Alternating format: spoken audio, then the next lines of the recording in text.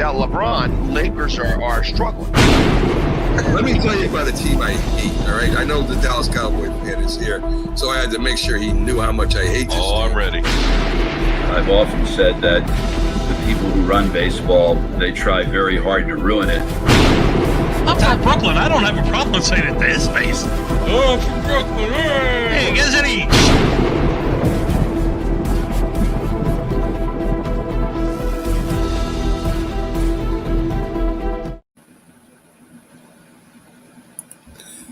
This is a presentation of Northeast Streaming Sports.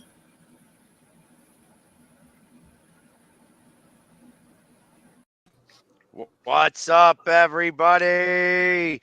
It's another episode of Coast to Coast. I am your host, Pags. With me, we got Bo and Jay McLovin on the far end, actually here on time for once. It's always good to have him here right at the beginning because you never know what's going to occur after this happens.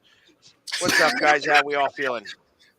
Good. I mean, the one thing we do know will occur is very little sports. That is about what's about to happen.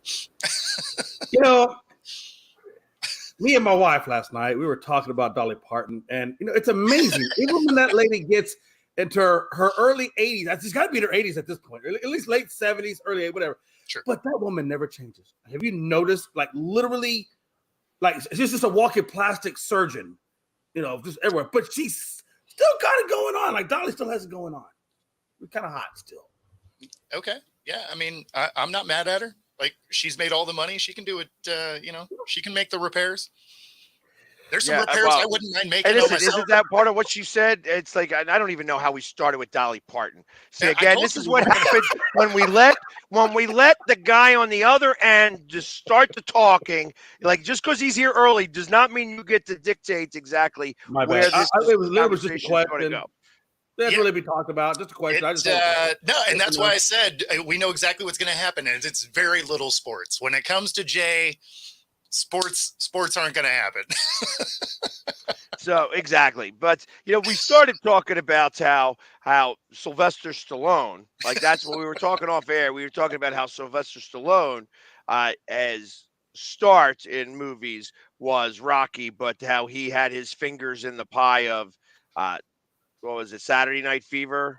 Yep. Stayed Alive, Friday Night, the whole nine. And then he had Rambo. He had all kinds of craziness. Well, Rambo was a different. Yeah, that was all. Yeah, that's a whole other thing. So, it made me start to think, like, right off the bat, like all the other sports movies. I mean, obviously right now sports is we're in the dog days of the hockey season and the basketball season, that there's not really much to talk about. As we get closer to the trade deadline for the NHL, there will be some more stuff. As we get closer to Detroit at the end of April, and we start seeing some of the stuff that happens with the combine. We'll have some football stuff to talk about. I mean, there was somebody who got dropped within the last 24 hours. Tracy Walker was a safety for the Lions. He got dropped. Slater retires after 16 years. Graham, the tight end Graham from the Saints, is going to row across the Arctic Ocean. Yeah, 15 straight days. How crazy is that? That's going to be one tired puppy. Well, it's a team of three, and there's... I'm just saying, like, I know he always breaks, but still, you got to think at the end of that 15 days, your body's going to still be worn out regardless. Oh, no, there's no doubt. And then it's kind of a neat, if you haven't seen a picture of it, the thing they're rowing is actually kind of cool. It has two bunks in it, right? Like it's two little cabins. The idea was they're not going to sleep more than 90 minutes at any given time. And then basically it's like a 2-hour rowing session each kind of thing. So it like filters through somehow. I don't know. It's going to be interesting, I guess, but it's for charity, right? I got to imagine it's for charity. He's racing with, or he's going to be, not race. This isn't a race. This is just a row. Former Navy SEAL Andrew Tropp. Okay. And former Team USA rower Hannah Hoopy. Huh. And then Hannah Hoopy. And then Team Switzerland rower John Hoopy. Oh, so there's 4 of them on the boat. 4 of them on the boat. Okay. It's a 600-mile, and they leave will end in. The journey will begin in Norway and continue for more than 600 miles, eventually coming to an end in Longyearbyen, Svalbard. So, Svalbard. That's actually a country. oh, it's a country. Okay. All right. Yeah, I've never heard of Svalbard, but I got to imagine that that's one of them countries really up north.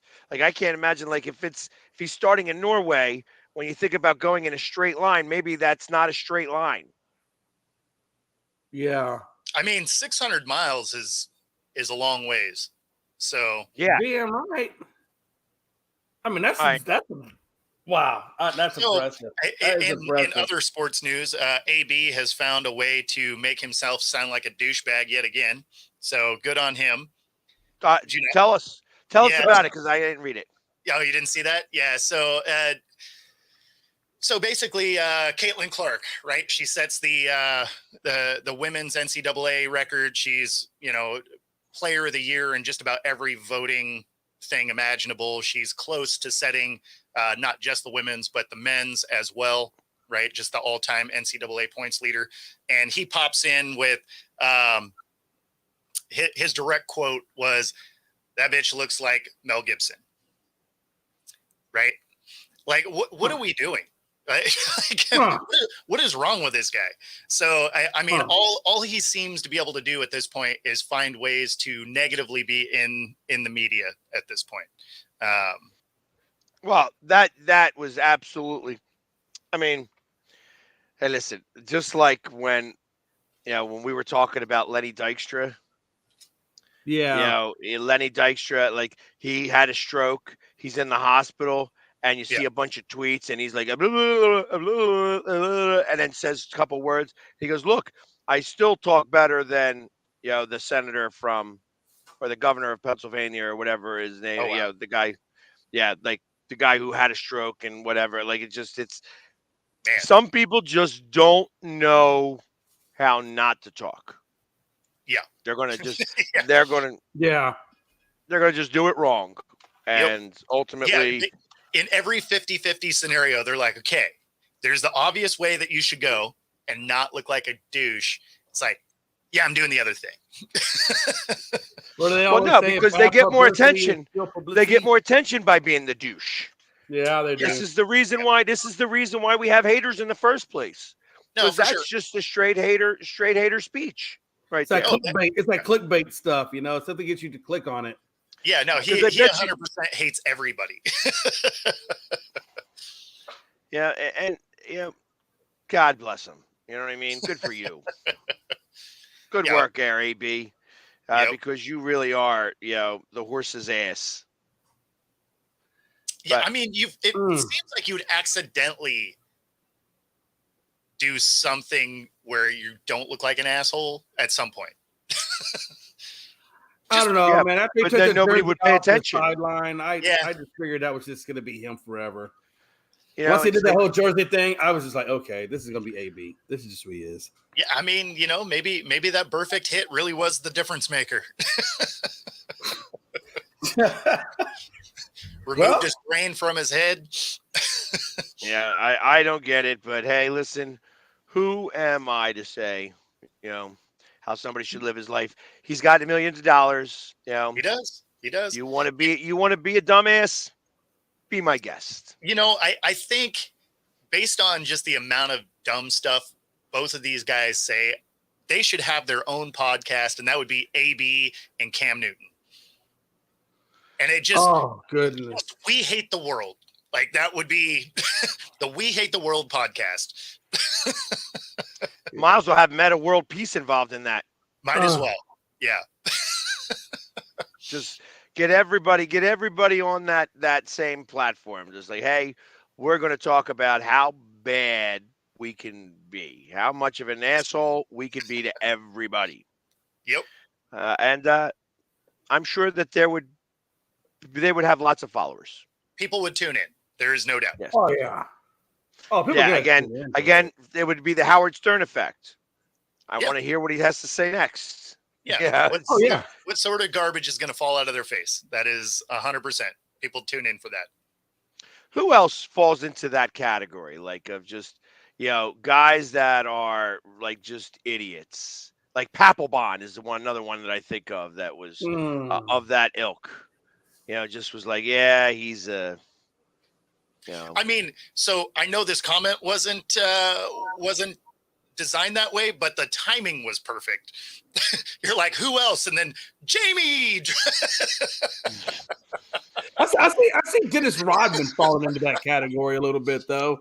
I can see him. Yeah, but Dennis Rodman didn't say stupid stuff. No, but he did go to North Korea. That whole North Korea thing was kind of crazy. I mean, he did weird things. And I think that's what it is. He just did he's weird just things. a weird dude, but he wasn't necessarily disrespectful to people for no reason, right? Yeah. But I mean, ultimately, I feel like that. Like he was not like he did go to North Korea, but he was invited. He was. So listen, if you get invited to go to North Korea, you go. I mean, it's like listen, Kim Jong-un is not going to invite me to go to North Korea. Never. Zero chance. Yeah. Zero chance. I mean, obviously, he's not going to be like, hey, Philly sports guy, I want to invite you over here and I want to put you in the North Korea. You're going to be the North Korean sports guy. No, that's not happening. Sorry, not playing that game. Yeah, 0 days ever. Is that going to be a thing? Yeah. Interesting. But yeah, no, I mean, it's, I don't know. That would be a podcast that would get a lot of ratings, and for no other reason than that it would be the most toxic podcast ever. Oh yeah. Yeah. Oh, absolutely. Yeah, it would be. I agree. I kind of people like that stuff. I don't know. People like that drama and that thought. I mean, Facebook's full of that crap. Oh, it definitely is. So, but it would probably be as big as our hater show, which is coming up on April 1st. As I just want to make sure, the day after Easter. So the day you absolve yourselves from sins, you are going to be able to come out and just express all of your feelings. April 1st. Tune in. That's going to be a great show. Nothing more than feelings. Oh man, come on, guys, we can't go off the rails 13 minutes in. Why not? This is perfect. Hey, by the way, I did want to clarify something. It's interesting. You were right. Rocky was his first big time film, but you know how many films he did before that were like extras, stuff like that. Like he did. Oh yeah, he was extras and stuff like that. Yeah, April Fool's Day, Robert. Yes, sir. April Fool's Day. I know you're calling in on that, Rob. I know it. Exactly. Everybody loves it. And listen, and we're not even going to argue. We're going to just allow this to occur. Anybody who starts to give me trash talk is going to get this message. Hey, listen, we are having the hater show. It's probably going to be a long show. Yeah. Even if by time it's not, it's probably still going to be a little bit of a long show. as we sit there and be like, okay, just square up right here. My wife says she's calling in. She's got a lot of hate to let out. Apparently, it's going to be a miracle. Should be a laundry list of Jay McLovin hate from that woman. Right. Listen, she's only going to have 2 minutes.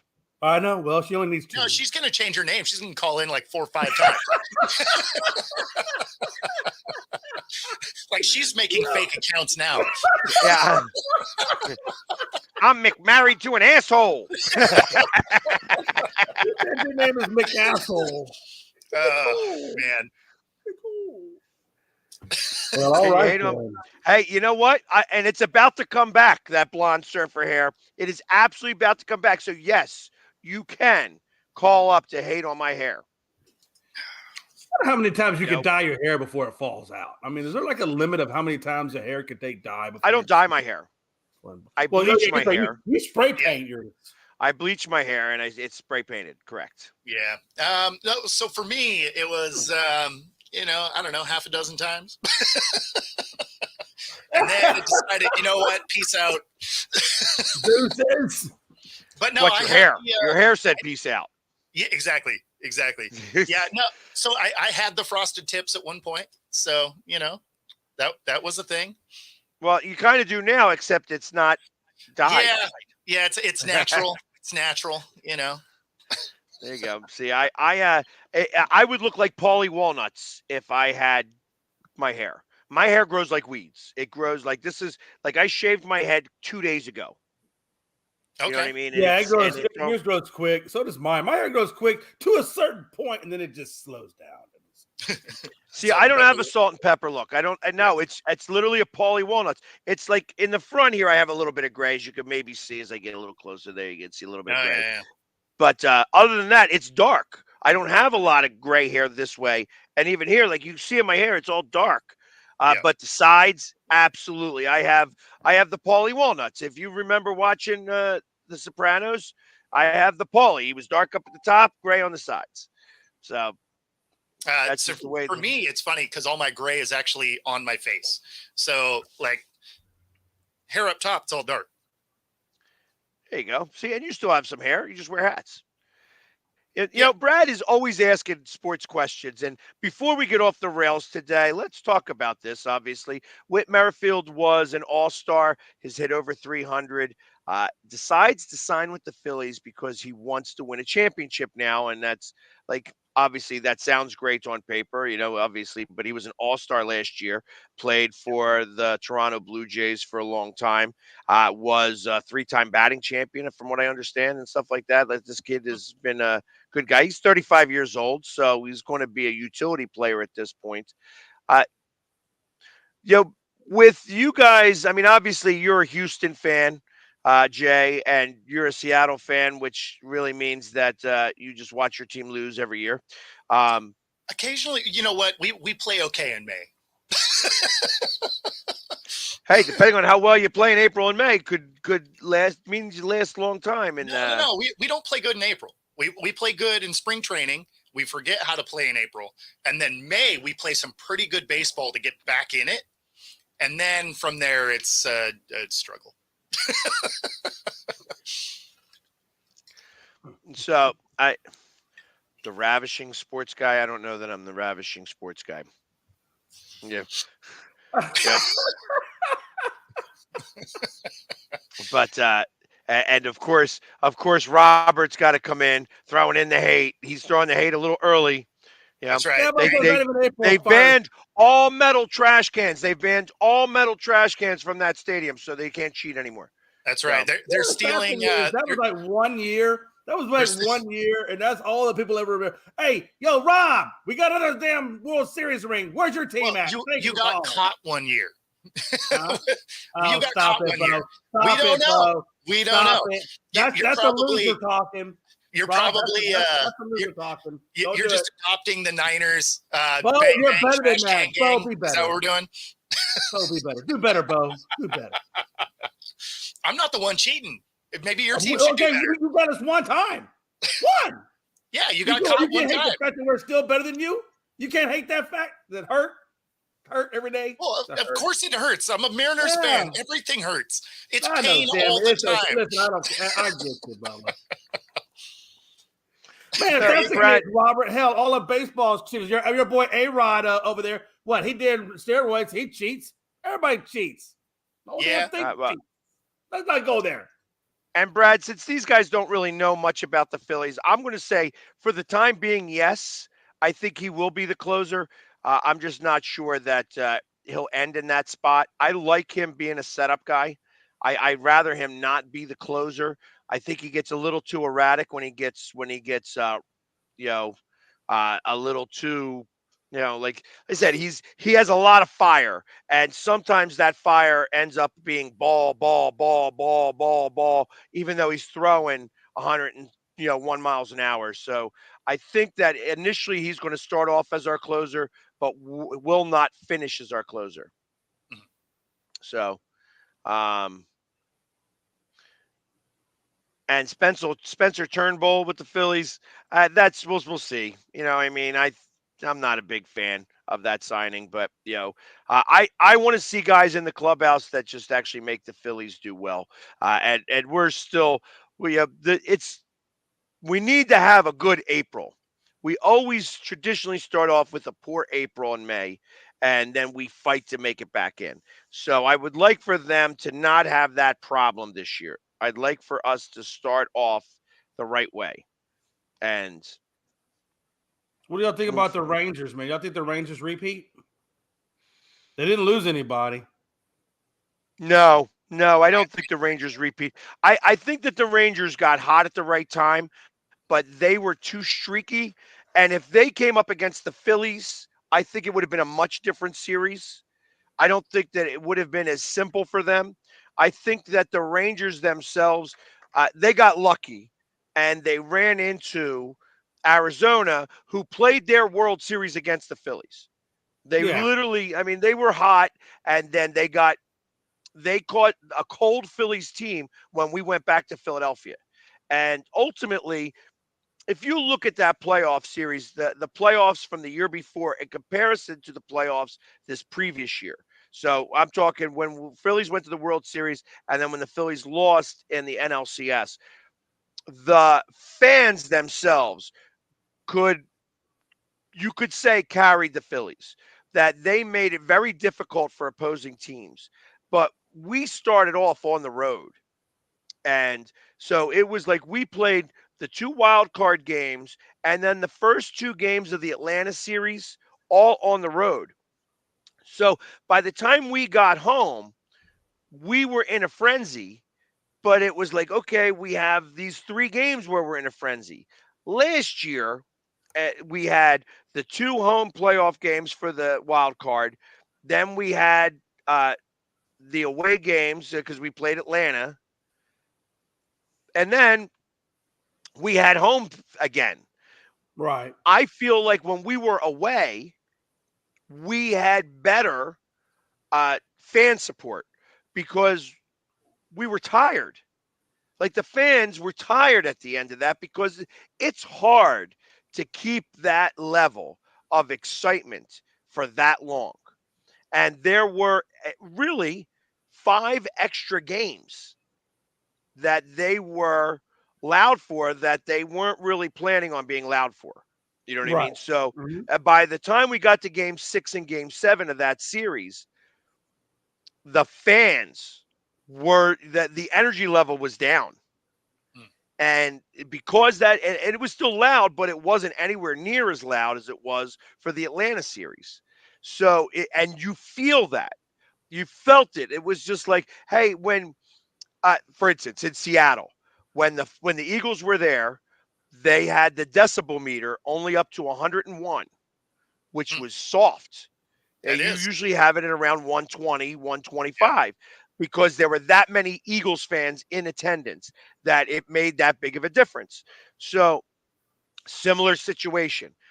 The difference between 120 and 100 on a decibel meter Is a lot. is tremendous. Yeah. Is tremendous. And that energy is felt. That energy level is felt. And I feel like that's part of what occurred. And ultimately, the fans, I'm not blaming the fans for losing because we weren't up to bat. We didn't hit Exactly. it, but ultimately we were exhausted. And we didn't have the energy to keep it up on our side because like I said, there were 4 extra games that took our energy away because we were at the level up here at the very beginning. Yeah. Let me So ask you this: Does Scherzer and Degrom, you know how much injuries they've had over their career? Do you think they make it through a whole season next year, or do you see them going on? Or let's put it this way: do you see them even being in the playoffs next year? yes, both of them. I think that DeGrom makes the Rangers viable. You know, Scherzer can get hurt, but Scherzer can, I mean, he's Randy Johnson. Right. He's Doc Holliday. You know what I mean? He has that fire to be able to pitch like that. And that's the amazing stuff that happens. You know what I mean? Like when you have somebody like that, like Randy Johnson was just a beast. And he I would remember Randy. scare He played people. for Houston there for a little bit. I remember Randy. Oh yeah, and he'd scare people. Like that's what it is. He intimidated you. He was huge. Well, Right? think about that. Right? His delivery is halfway to the plate by the time it leaves his It hand. literally is. I mean, well, he was 6'7". He was 6'7", and then you have an additional 6 inches on the mound. So the guy looks like he's 7 foot tall. Yeah. And he's throwing a ball that's coming in, and he had great movement. So it like his slider would come in, look like it's about to hit your head, and come slide in underneath. So you were always afraid. I mean, the at bat with John Kruk when he hit the guy before him, and John Kruk was he's like, yeah, I don't care. In the All-Star game, it was just yeah, exactly. Oh, yeah. Like it was funny to watch, but that's what he did to players. Yeah. He was intimidating. Well, and he had a pitch that he didn't throw very often, right? He called it Mr. Snappy, and it was the most uncontrollable pitch because of the way he threw it. But it was so fast, right? It was over 100 miles an hour, and you didn't know where it was going because he didn't know where it was going. So, you'd seen that pitch fly into the stands. Like it made you think of Major League, right? Where he's wild gas, and it's hitting the backstop. It's knocking the head off the bull. Exactly. So he had a pitch like that. And so, you're up there and you're just like, okay, like what's he throwing? Is this going to come in here? Is it going to take, my head off? Like you didn't really know, right? Like it was Bull Durham. It was the look for it low and away, but watch out for in your ear. Right, exactly. And it's like I think about that. Like I think about some of the power pitchers, and then I think of some of the crazy pitchers that could throw those knuckleballs that would just like. Those are amazing.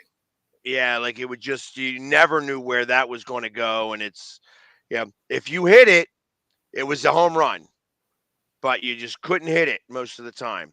Yeah. And that's how Phil Niekro stayed in the league for as long as he did. Jamie Moyer lived off of that pitch. And you guys know a lot about Jamie Moyer. I mean, I got to see him at the end of his career. And of course, he helped us win a World Series here, something that he did not help you guys do ever. The thing that's funny is he was like, he didn't have power, right? His fastball was everyone else's changeup, right? Right. But his command was second to none. Like his command of the ball was fantastic. Like he could hit every corner edge he wanted to hit. Yes. And which as a batter, you know how frustrating that would have to be because you're watching the ball come in so much slower than everybody else, and you still can't hit it. Right. One of my favorite pitchers was Nolan Ryan. That dude could throw it at your head. If you even wanted to go out to the mound, he'd just kick your ass on the mound. I love Nolan Ryan. I love Nolan Ryan when the one guy came up and attacked him, and he got him in a headlock, and bam, bam, bam, bam. That was amazing. That's when he was with the Rangers that year, that specific year. Crazy.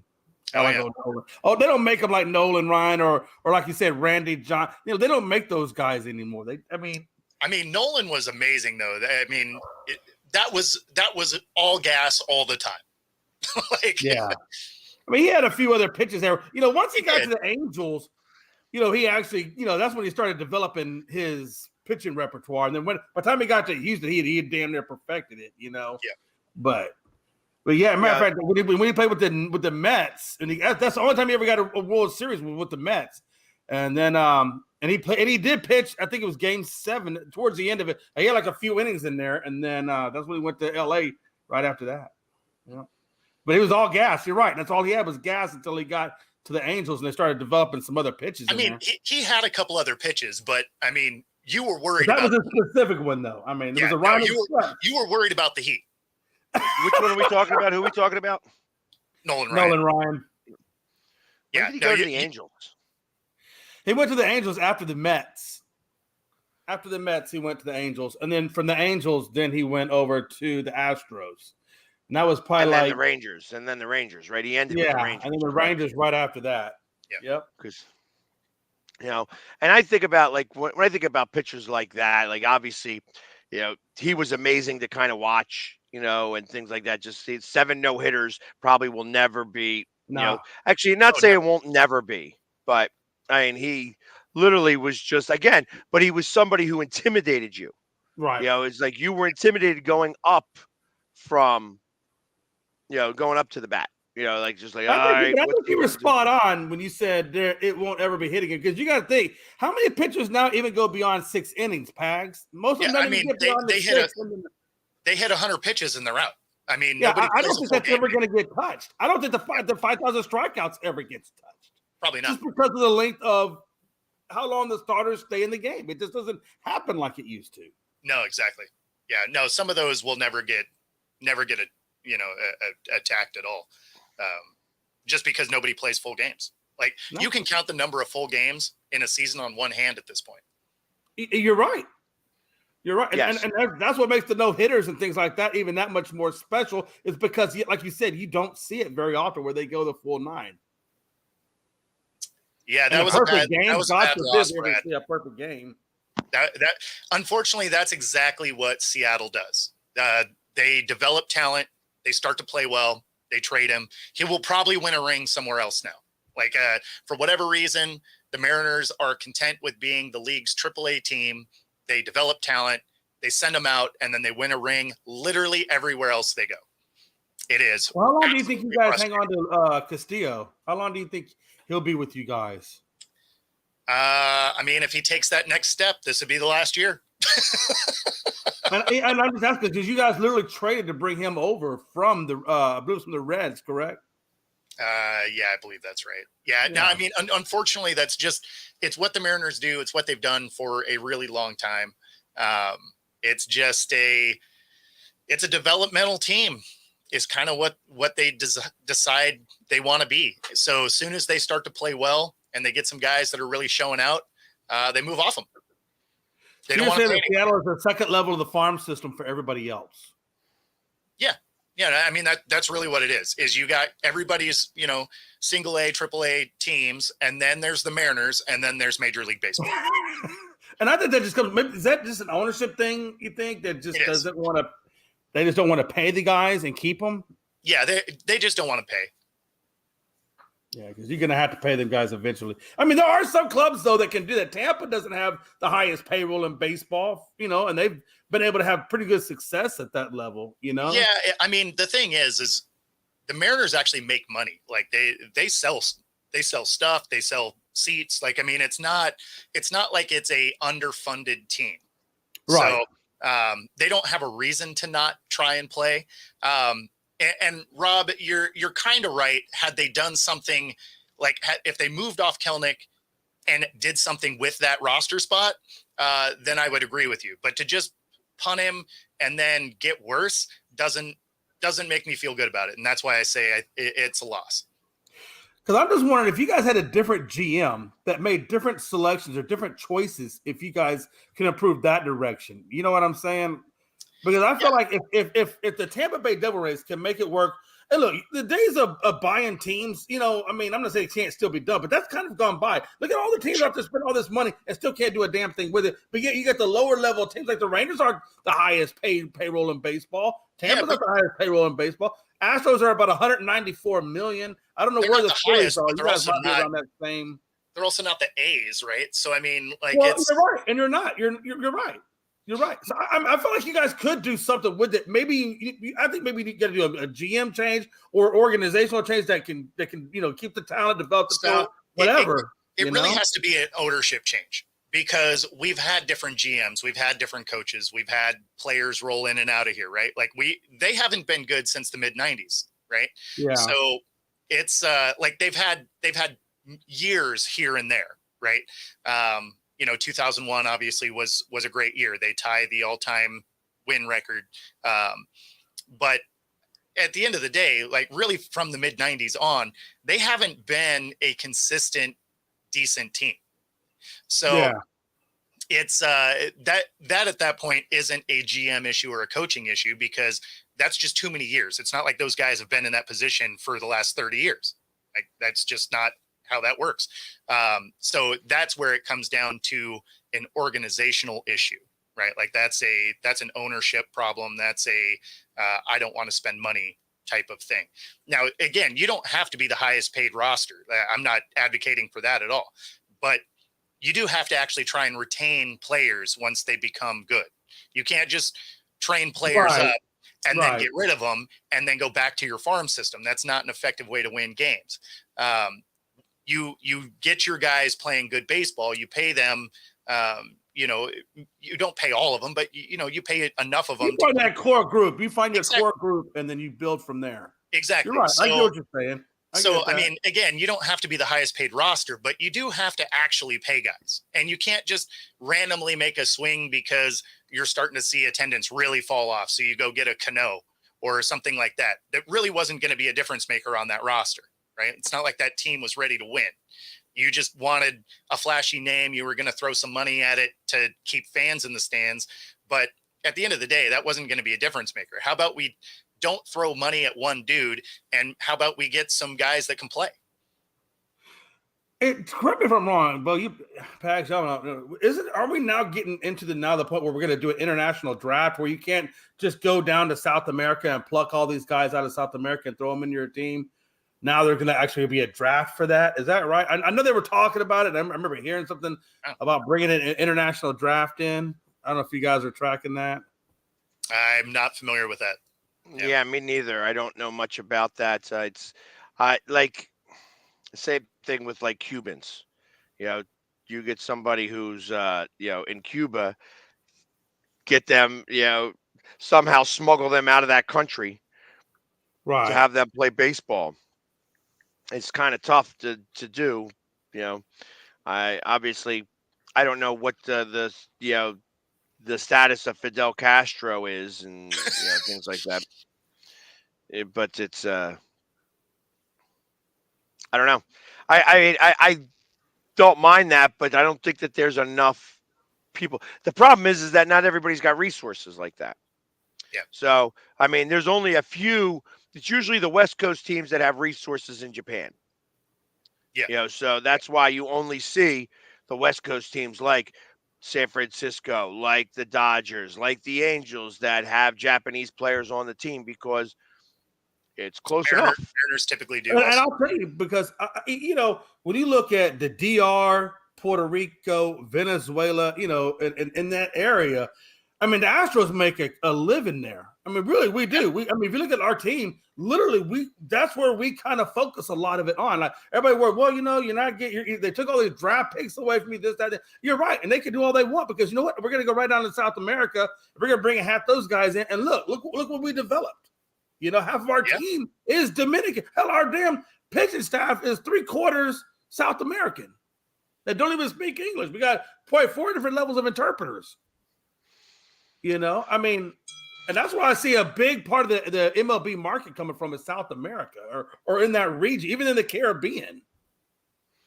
Well, I mean, there's a good amount that comes where Dominican is. Right. I'm surprised Seattle hasn't. I guess what I'm saying is I'm surprised Seattle hasn't taken that step from other teams that are doing that and going down there and looking for their prospects rather than so much in the draft. And I think you can get it. They get a fair amount of Japanese players. So yeah, but the Japanese players, certain players from Japan, they have the ability to actually come here on their own. The problem is that they don't. Japanese sign contracts with them. And listen, they have free agency just like everything else. So Absolutely. They could come here on their own if they wanted to. They choose not to.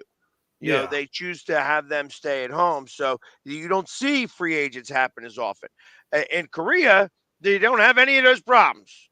Yeah, you're Korean. You want to come over here. If you're good enough to make it over to the Major League Baseball, see ya.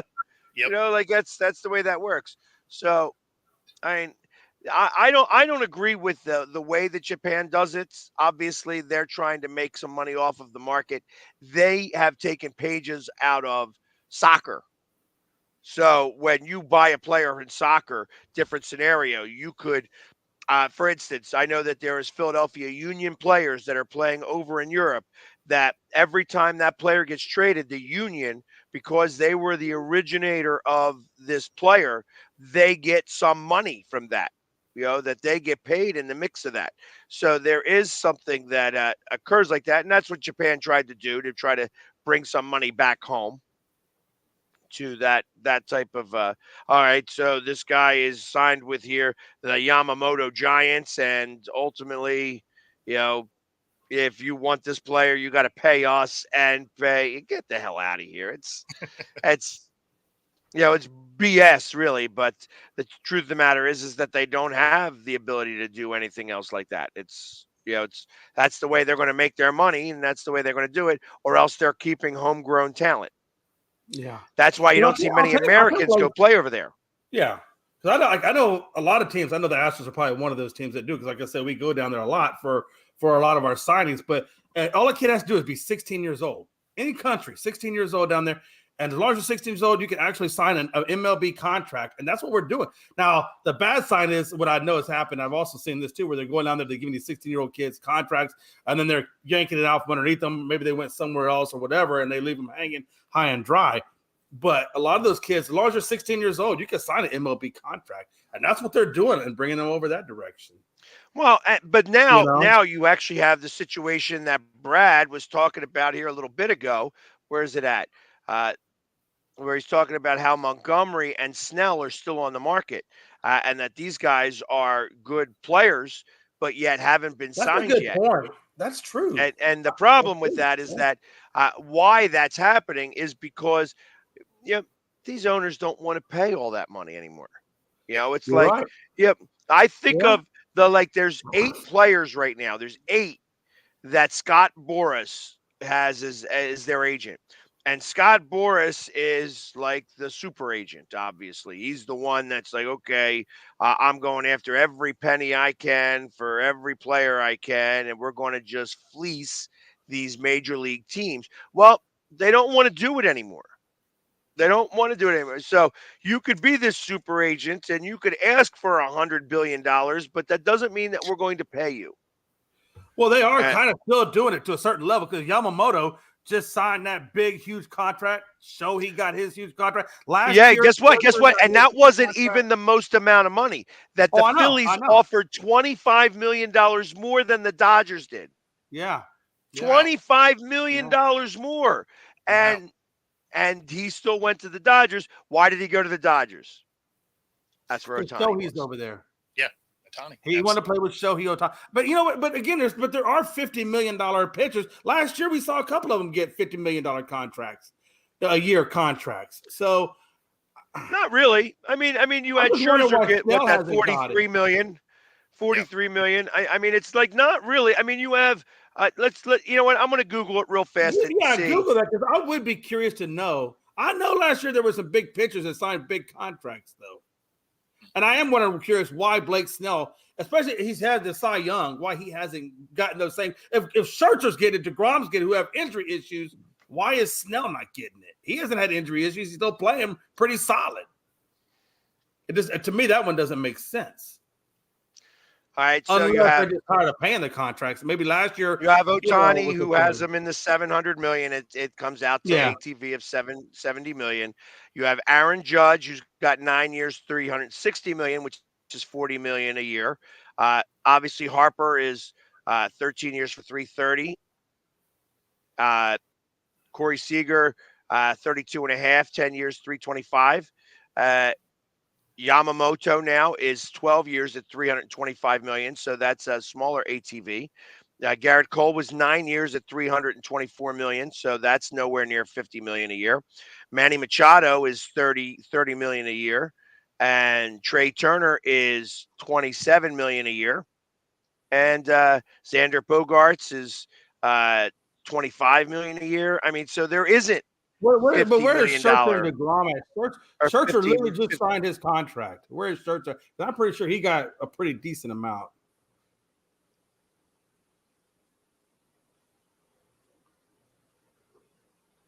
Sorry, you were breaking up there for a second.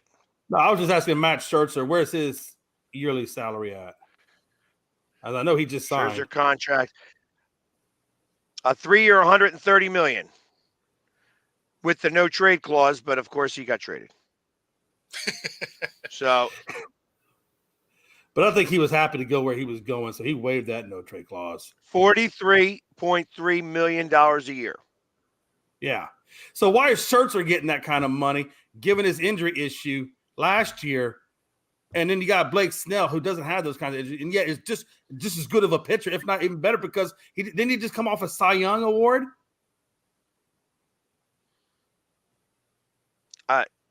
Well, doesn't matter about DeGrom. I mean, they both have Scherzer and DeGrom, and then Verlander.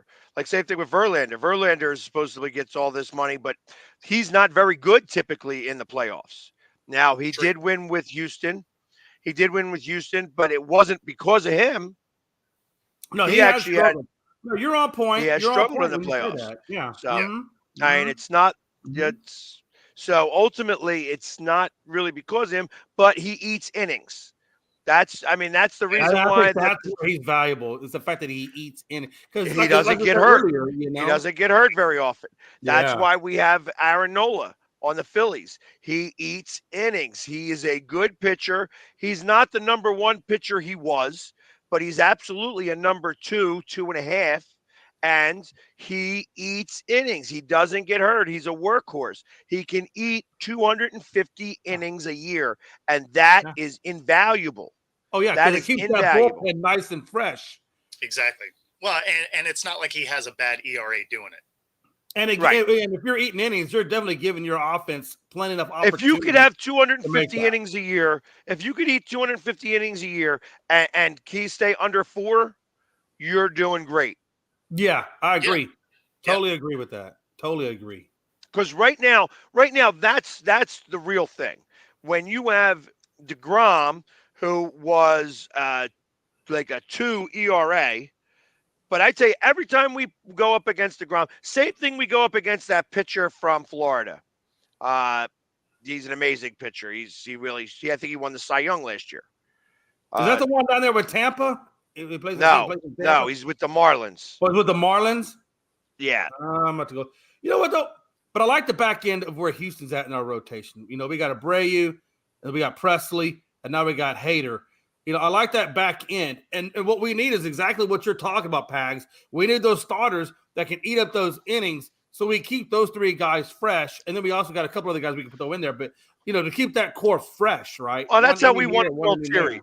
That's how we won a World Series. I mean, we had the bridge to Lidge and then Lidge. You know what I mean? And then we actually had a 7th inning guy to J.C. Romero. We had J.C. Romero, the bridge to Lidge, and then the Lidge. You know, then Lidge. I like Brad Lidge. He's an old Astro too, and I did not like it when we lost him because I liked him. He, like you said. Well, and then he went 48 out of 48 saves, and he didn't lose a save. And of course, the first save that following year he blew. Yeah. It happens. I mean, honestly, sometimes that was amazing run, though. That's baseball, though. You know, baseball is a very streaky thing. You know, you go with streaks. You know, so that streak had to run out at some point. Well, at the beginning of the following year is when it ran out. So, but we went 48 series, though. If you were going to blow a save, though, that's when you do it early in the season. Yeah, you don't do it during the series. You do it at the beginning of the season. Be like, okay, got that out of the way. Now let's roll. Exactly. Because that's what it is, right? I mean, like the beginning of the season really doesn't matter. It's after the All-Star break that it really starts to matter. Because remember the Yankees during the 22 season when they came out and they had their best record in baseball. I mean, they were looking just badass up until the point where they ran into the Astros right before the All-Star break. And then we got the Yankees right after the All-Star break, and we kicked their ass in both of those series. And the Yankees weren't the same ever since. And they wound up getting blown out in the playoffs. So it just depends on when you light up. You know, like the Rangers this year. Jesus, man. We got the division, but like you said, Pags, they lit up at the right time and they were unstoppable.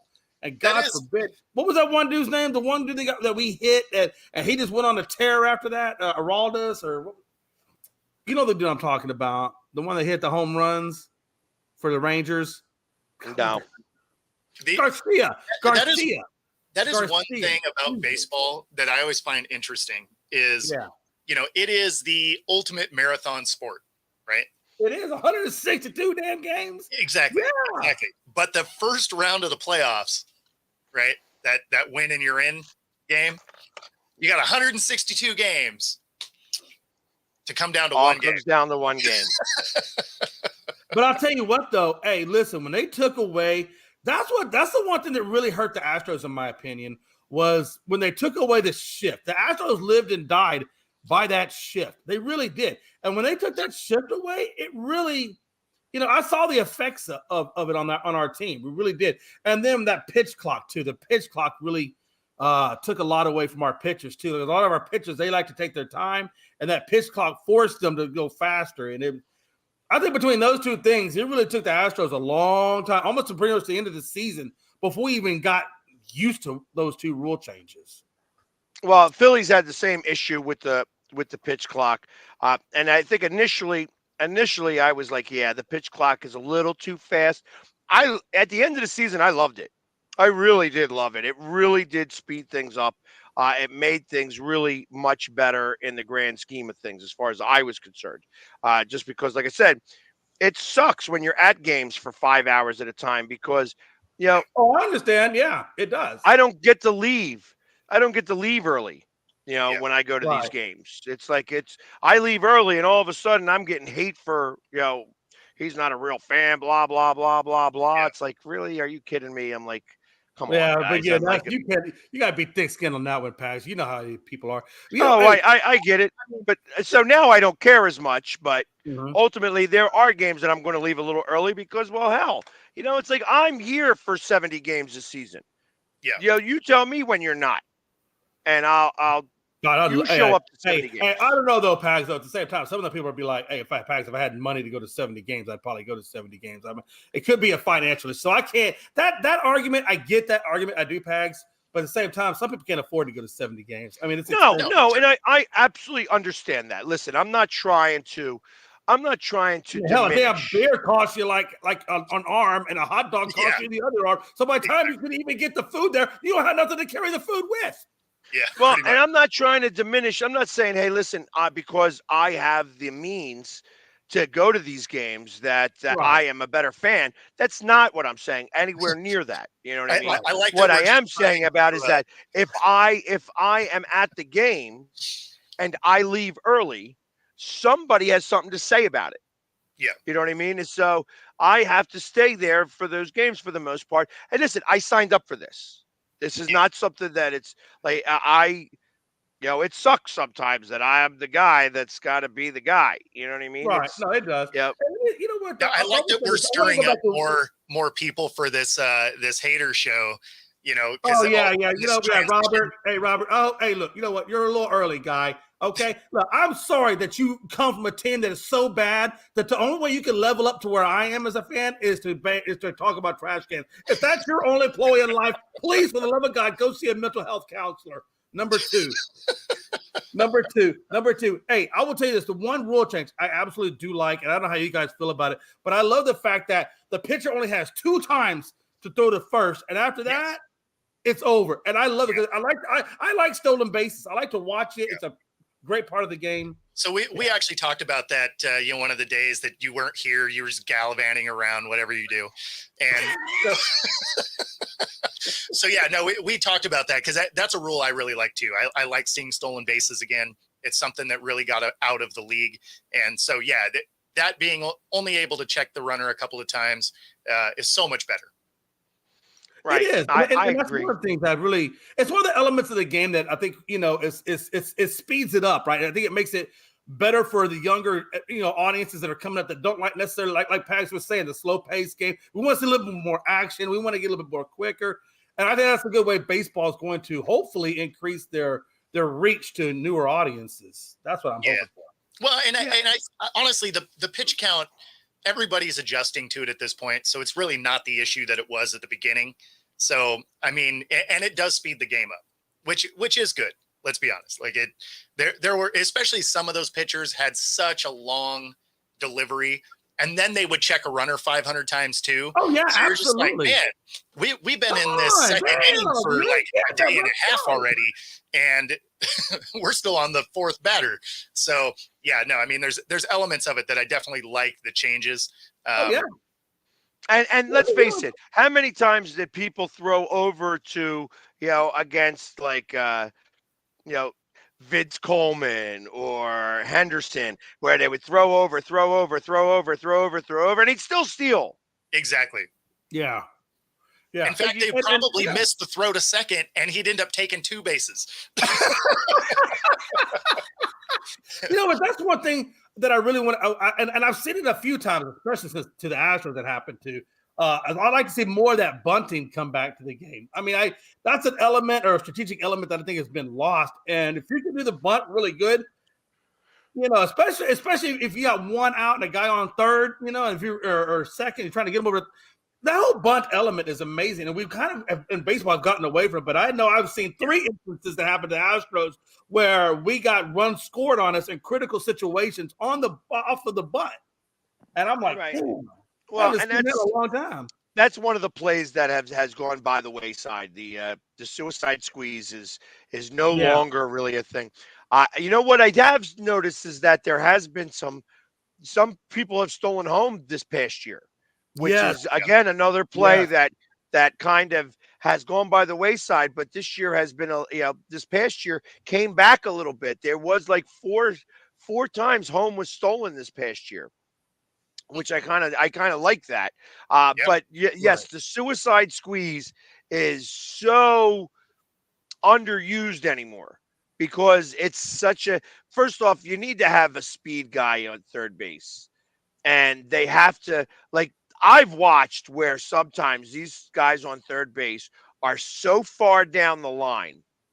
It's like where they have where the coach is supposed to stand, they have that big like parentheses almost on the outside of the thing, and they're down to the backside of that parentheses where they're almost halfway down the line, where it's almost like if the pitcher wanted to go off and go at the guy, he'd have to make a decision because it's that close. And I wonder why they don't do that. Why doesn't the pitcher step off and chase the guy? Yeah. Like, why doesn't he do that? It's, it would make sense that I mean, because if you can close the gap between you and him, then you're going to force him on a certain direction. That's an easy pickoff. Yeah, right. Well, why don't they? That doesn't make sense to. Hey, I know we're almost at the top of the hour, but I do want to talk about Chris Sale going to the Braves, and how that's impacted. Because I think that's a crazy move to me. Do you guys think that's crazy? I mean, like, especially when you got other guys out there like Snell that are on free agent. Why sell a guy who barely even plays due to injuries? I mean, that's the most injury-prone guy. Because the Braves. I mean, was it a cheap contract at least? I don't know. That's what I have to look at because I'll have to look that up. I didn't even realize. Why don't you guys? I just saw it. Here, while we take a break, you guys look that up. We'll go to the break at the top of the hour just a touch early, and we will do our station identification, and you could then figure out exactly what Chris Sale's contract is, how long he's going to be there with the Braves, and what it's going to be like for him to lose in the playoffs to the Phillies like they do every year. So we will be back right after our commercial messages. I mean, you can see right now, without LeBron, Lakers are struggling. Let me tell you about a team I hate, all right? I know the Dallas Cowboy fan is here, so I had to make sure he knew how much I hate this team. I'm ready. I've often said that the people who run baseball, they try very hard to ruin it. I'm from Brooklyn. I don't have a problem saying it to his face. Oh, from Brooklyn. Hey, guys, any...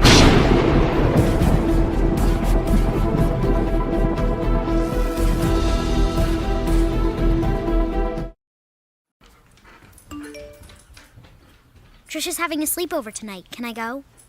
I wonder about Lucy's friends. What should I say? I know you're only 10, but one of these days a friend will offer you a drink. And alcohol at your age can lead to so many things. None of them good. So can I go to the sleepover? Lucy, I want you to promise me I something. finished my homework. Bigger promise. If there's any drinking, I want you to say, no thanks, not my thing. Mom. I promise you. Your real friends won't care. Deal? Sure. Really? I promise, Mom. They really do hear you. Did you pack your toothbrush?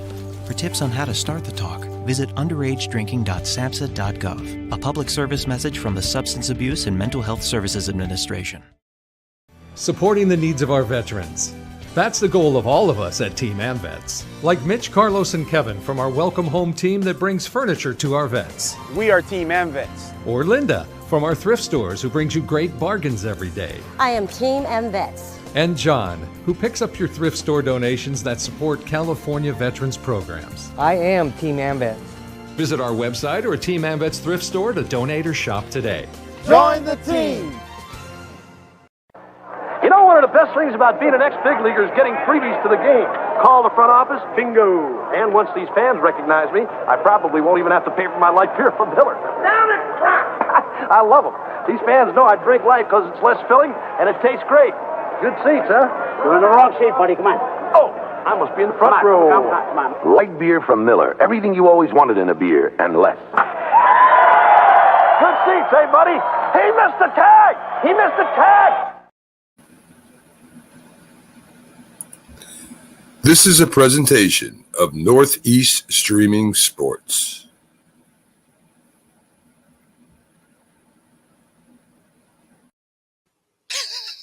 You know, I had can relate to pull it in one of those old commercials. I have them on the standby for stuff like that. It was like, you know what? Maybe play one of these. You know, the Bob Uecker one is really a good one. Absolutely. I could actually relate to Bob Uecker in that commercial. I have been that guy. Wrong seat, buddy. Like, damn. By the way, I must be in the front row. I must be in the front row.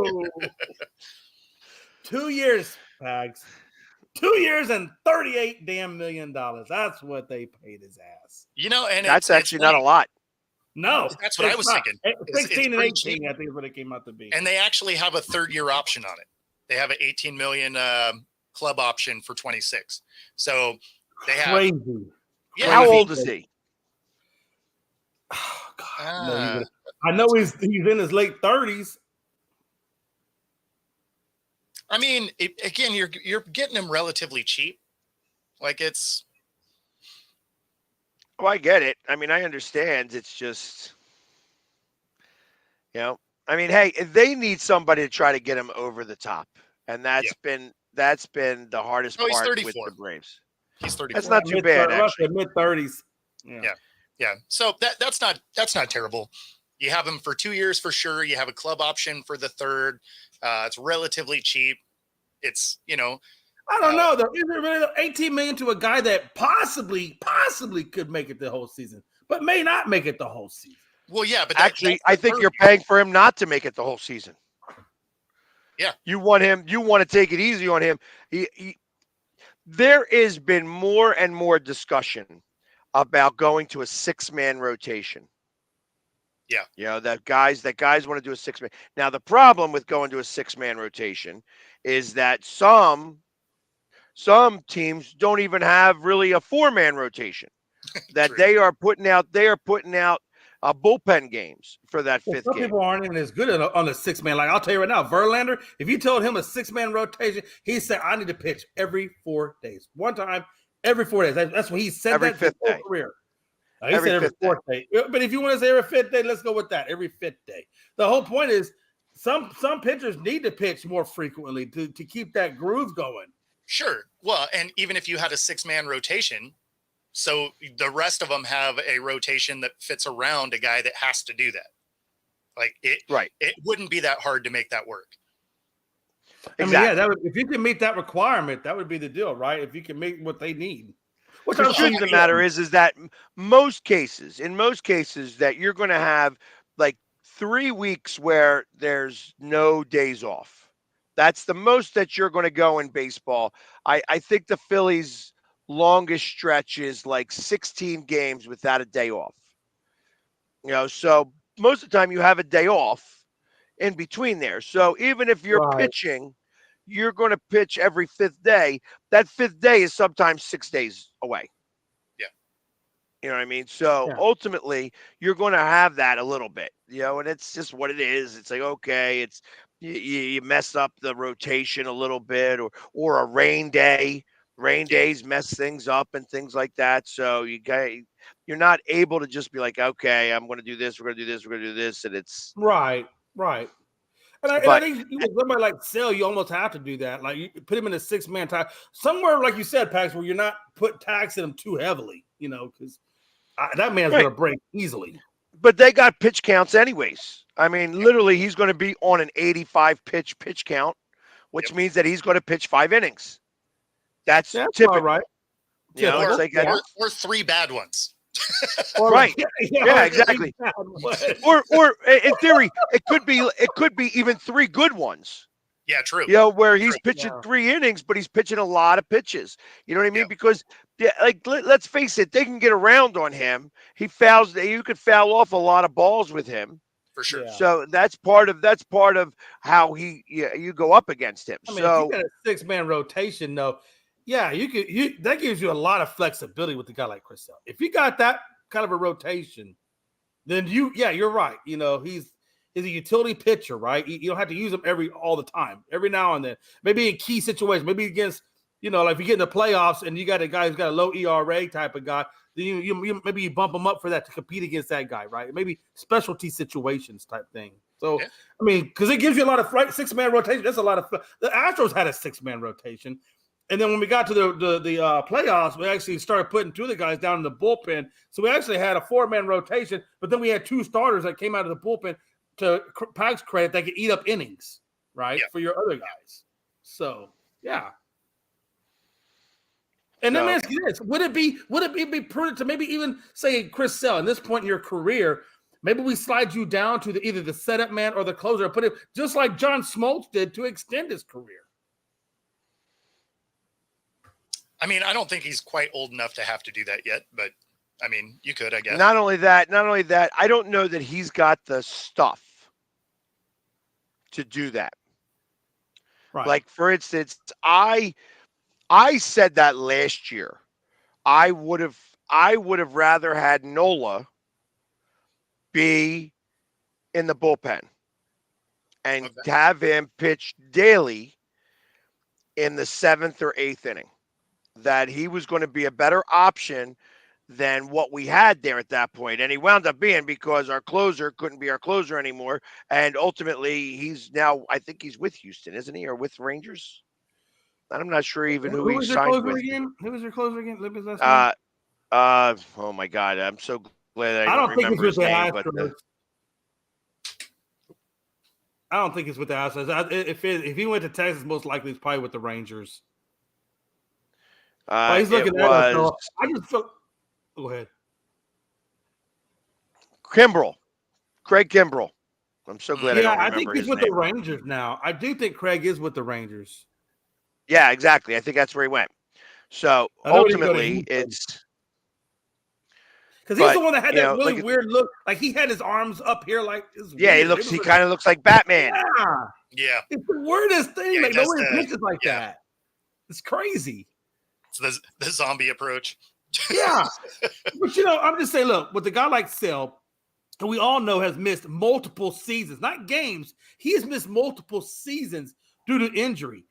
I think you put him in the bullpen. It doesn't even be the closer position. Maybe he's he comes in around the 5th or 6th inning, gives you two or three innings here or there of good baseball, right? So he could be your setup man for the setup man, right? If the 7th in the 8th inning, maybe he comes in around the 6th and 7th, and then you got your 8th and 9th guy, and you get out. And I think you extend his career that way.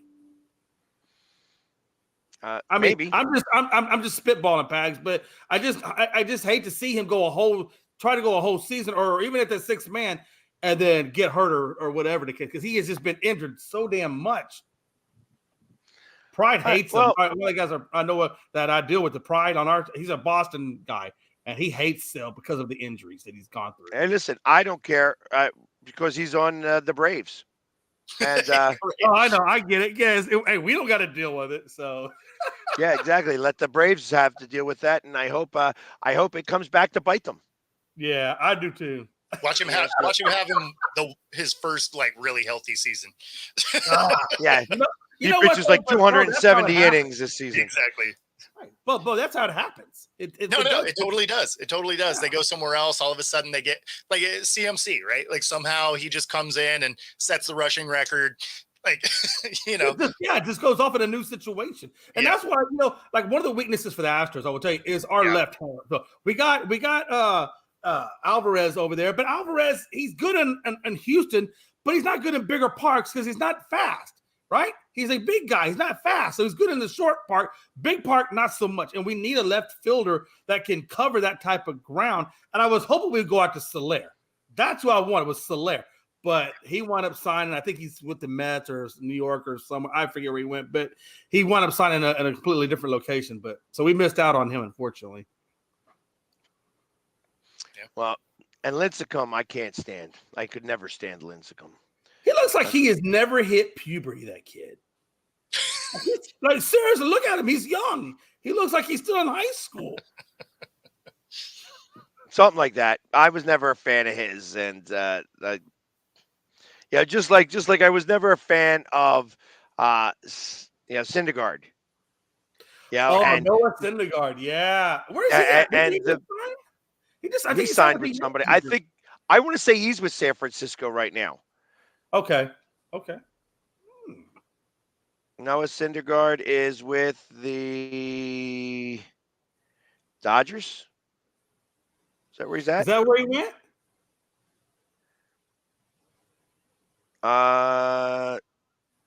He's with the Guardians right now.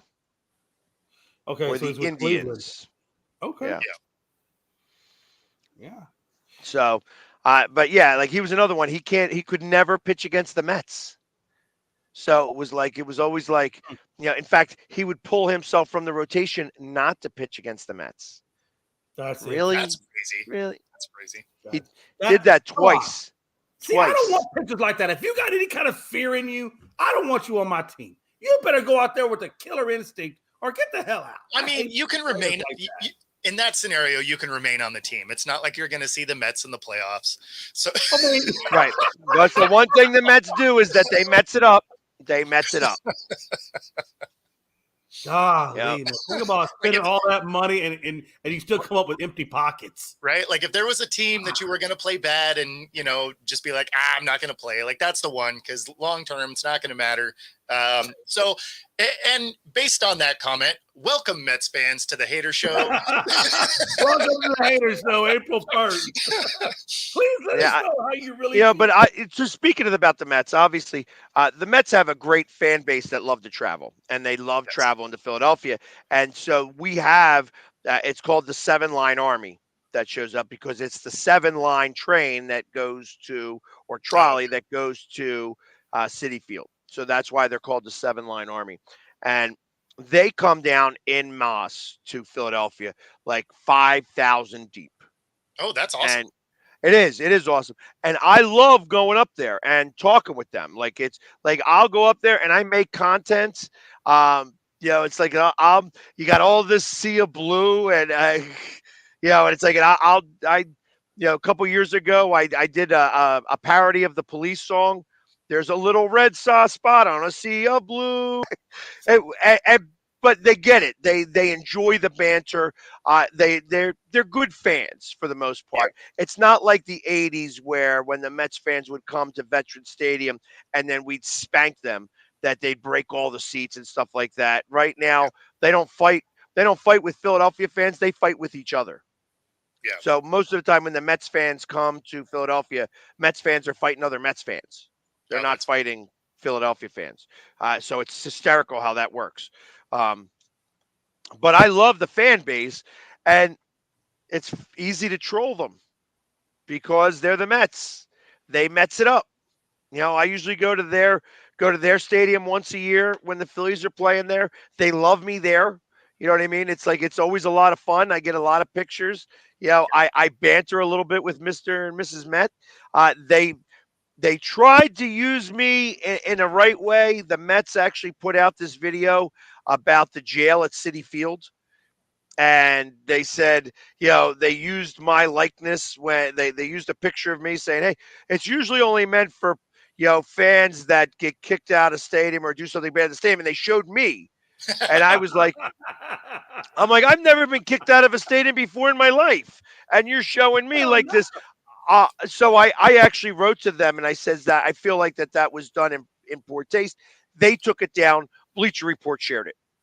So now Bleacher Report. So ultimately it is what it is. I appreciate the fact that they took it down, trolled me. Sure. It's like that they wanted to start that banter. I just think they did it improperly. I don't think it was meant malicious. I think that they were just like, because they have a great picture of me going smiling. You know what I mean?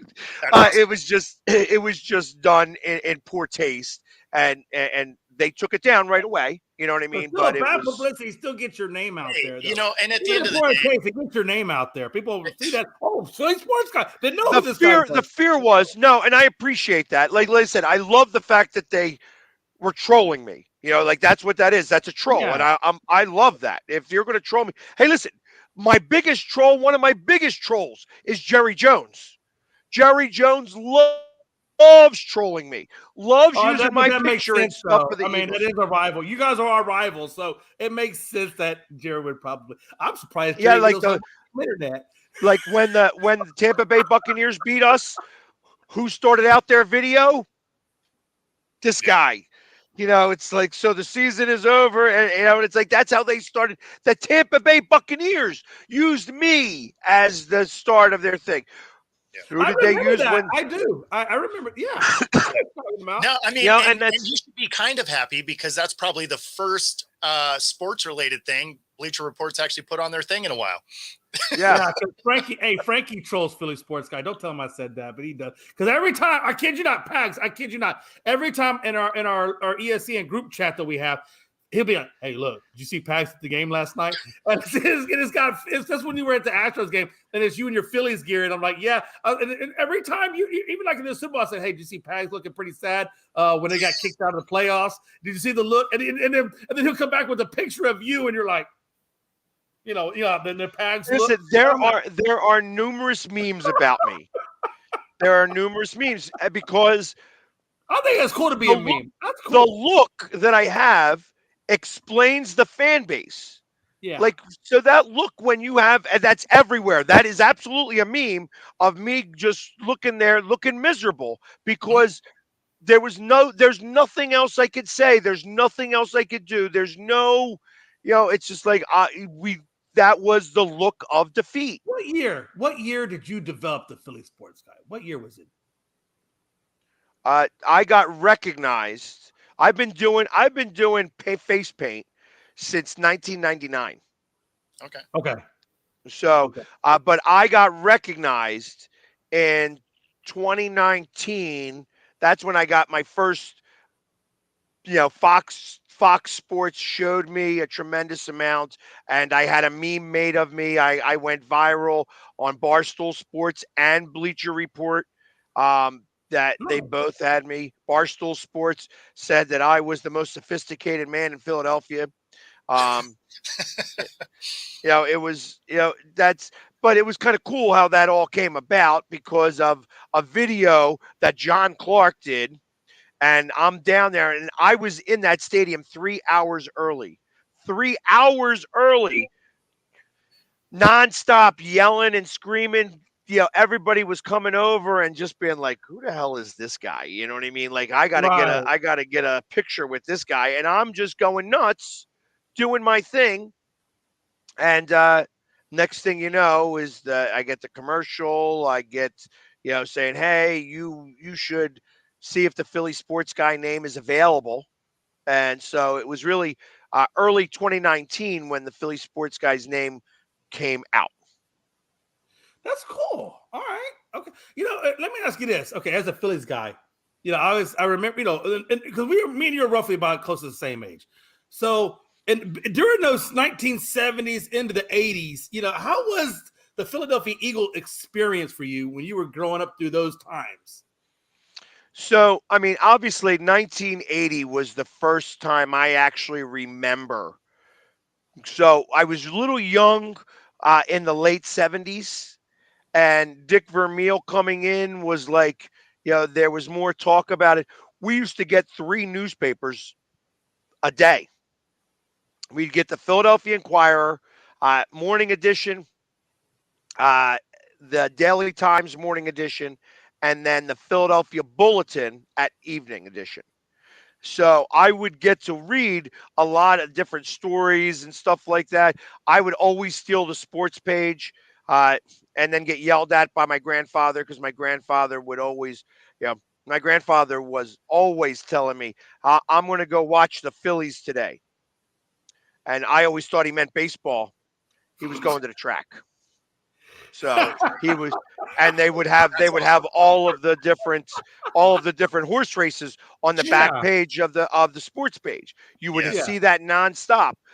They don't do that anymore, but that was a big deal back then. So I would always get yelled at that I had the sports page before he could get to it because he wanted to see. That's funny. And he would tell me all the time that he was going to go see the Phillies. I'm like, oh, can I go? He's like, no, you can't go. And it just. Yep. But I can see why you would think baseball, and he's like, well, that's because, and he knew what he was doing. He knew what he was talking about. He 100%. didn't want to. He wasn't. He was making sure that I wasn't going to tell on him to his wife, to my grandmother, that he was going to the track. Exactly. So. And listen, my grandfather was 100% Italian and worked in concrete. He had some friends. He knew a few guys. You know what I mean? Let's be for real. You know what I mean? That was that time of year. That was that time too. So he was a concrete foreman, and Italian, 100%. Yeah. So if he said, "Hey, hey, we're gonna slide this thing in there. Don't worry about it. You just keep putting the concrete over it." I'd get phone calls. You're answering the phone as a kid, and he goes, "Where's Mother Foo?" That's how they'd speak to me. Where's Mother Foo? Mother Foo? Who's Mother Foo? I didn't know what Mother Foo meant. I found out. You know what I mean? It's as you get older, you start to realize what's what's happening. Yeah. Just like his bookie. His bookie was my Uncle Shad. Shadow. That's what they called him. He was the shadow because you could never find him. Oh, Lord. He was everywhere, but you couldn't find him. That was my Uncle Shad. You know what I mean? So, and again, you didn't know it until later on when I was actually old enough, and he'd be on the phone and he'd go, Shadow, I want this, I want this, I want this, I want this, I want this, I want this. Playing the numbers. Always playing the numbers.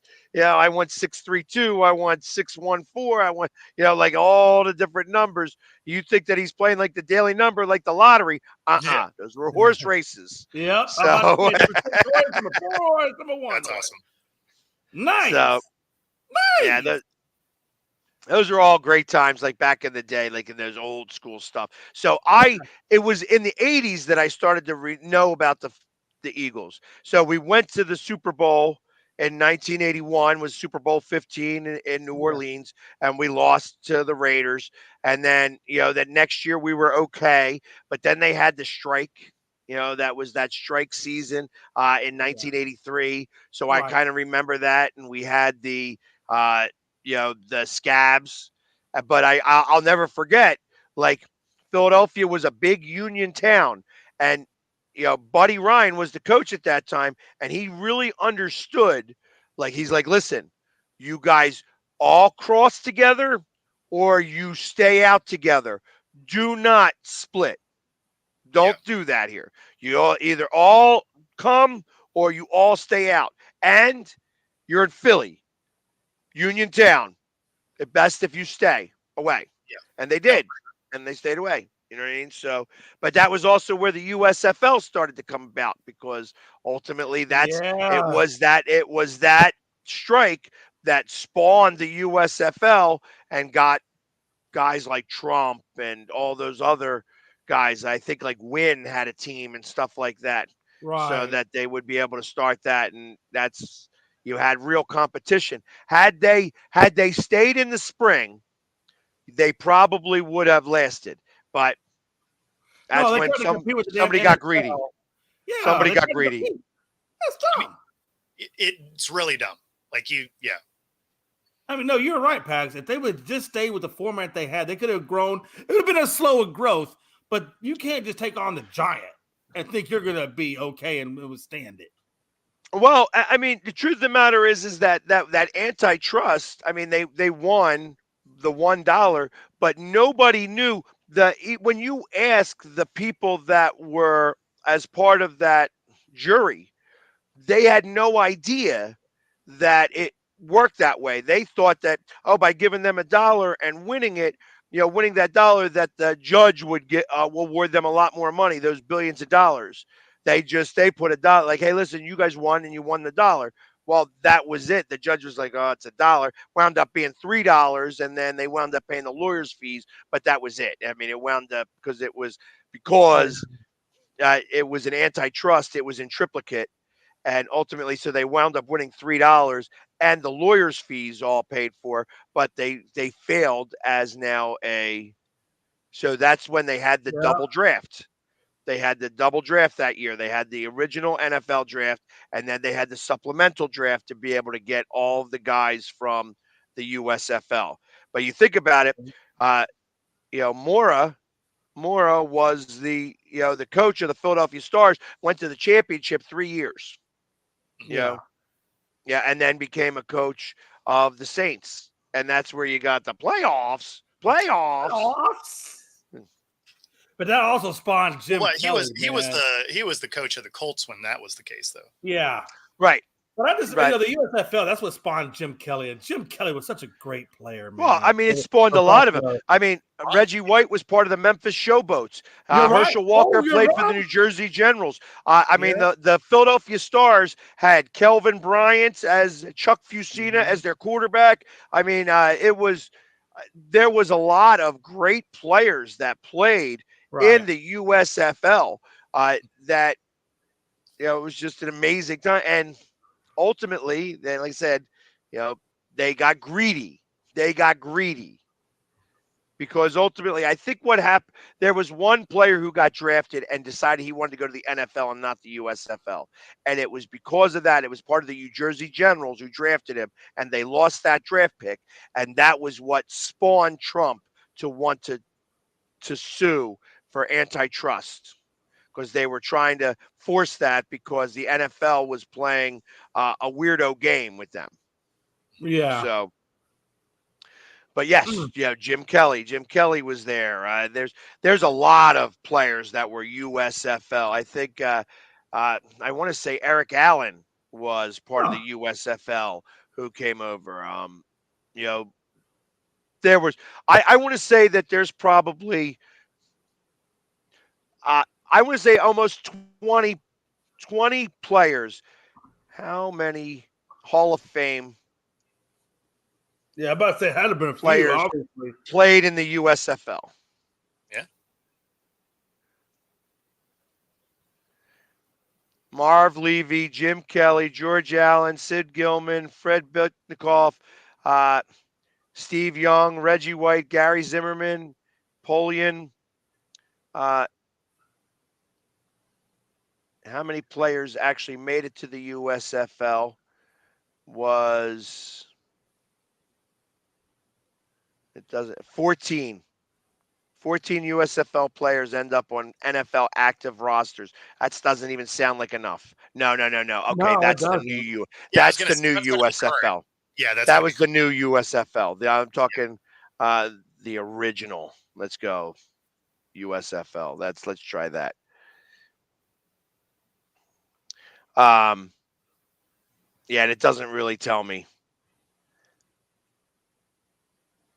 The Houston Gamblers. That's who Jim Kelly played for. Yeah, he was a Houston guy. Mm-hmm.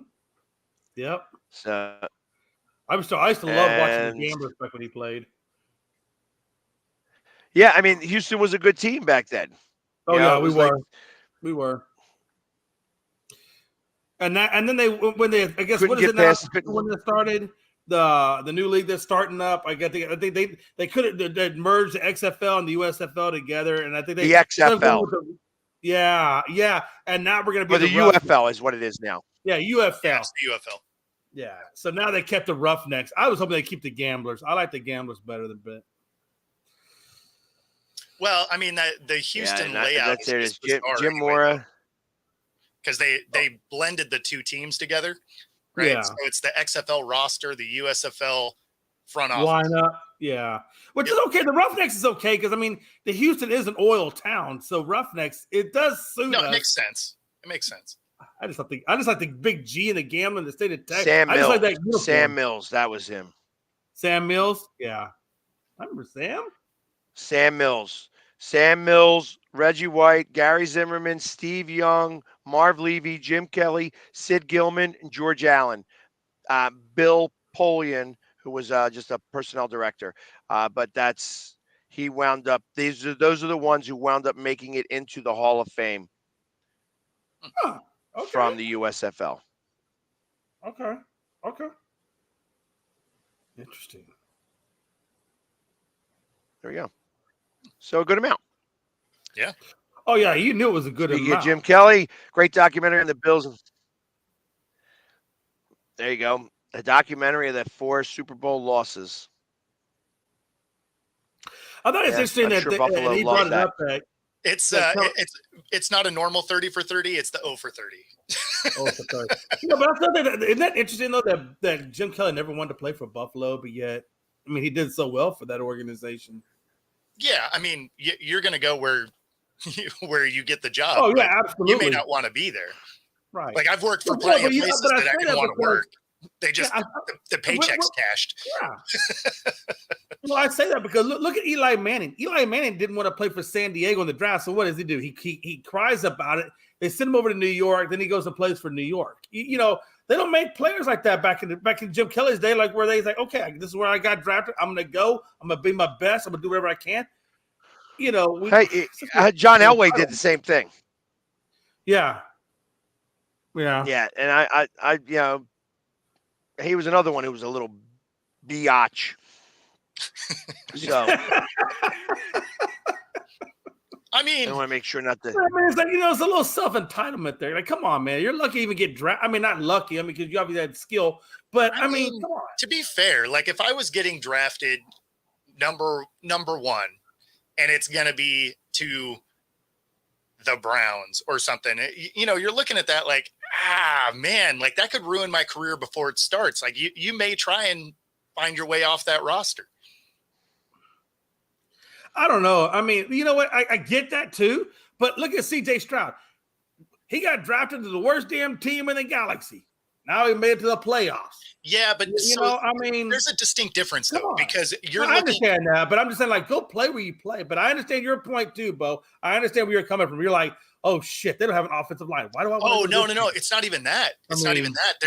There was dysfunction within the organization that could legitimately like ruin your career, right? Like think of how many number 1 quarterbacks they took that, you know, some of them did play okay other places, but I mean, a lot of them, their time in Cleveland, like that was it.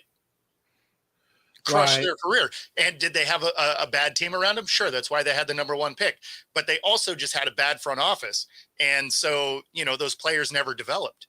So, I mean, there are instances that I can look at it and be like, you know, I kind of get it. Yeah, I mean, I get what you're saying too. I mean, I certainly understand that logic behind it, right? I think maybe, and if I did go there, okay, I go there, but I don't sign a long contract. I keep it as short as possible. Well, it's a rookie deal. Get the hell out. You don't even get the option. It's a rookie deal. Like that's a locked in contract. It is. You're right. It's locked in. But then I think that next contract, you just play the best you can and then try to get a new deal with a different team afterwards. Either that or you just go and stink it up at the combine. Be like, just let me not be number 1 overall. Oh, you know what? Yeah. So, yeah.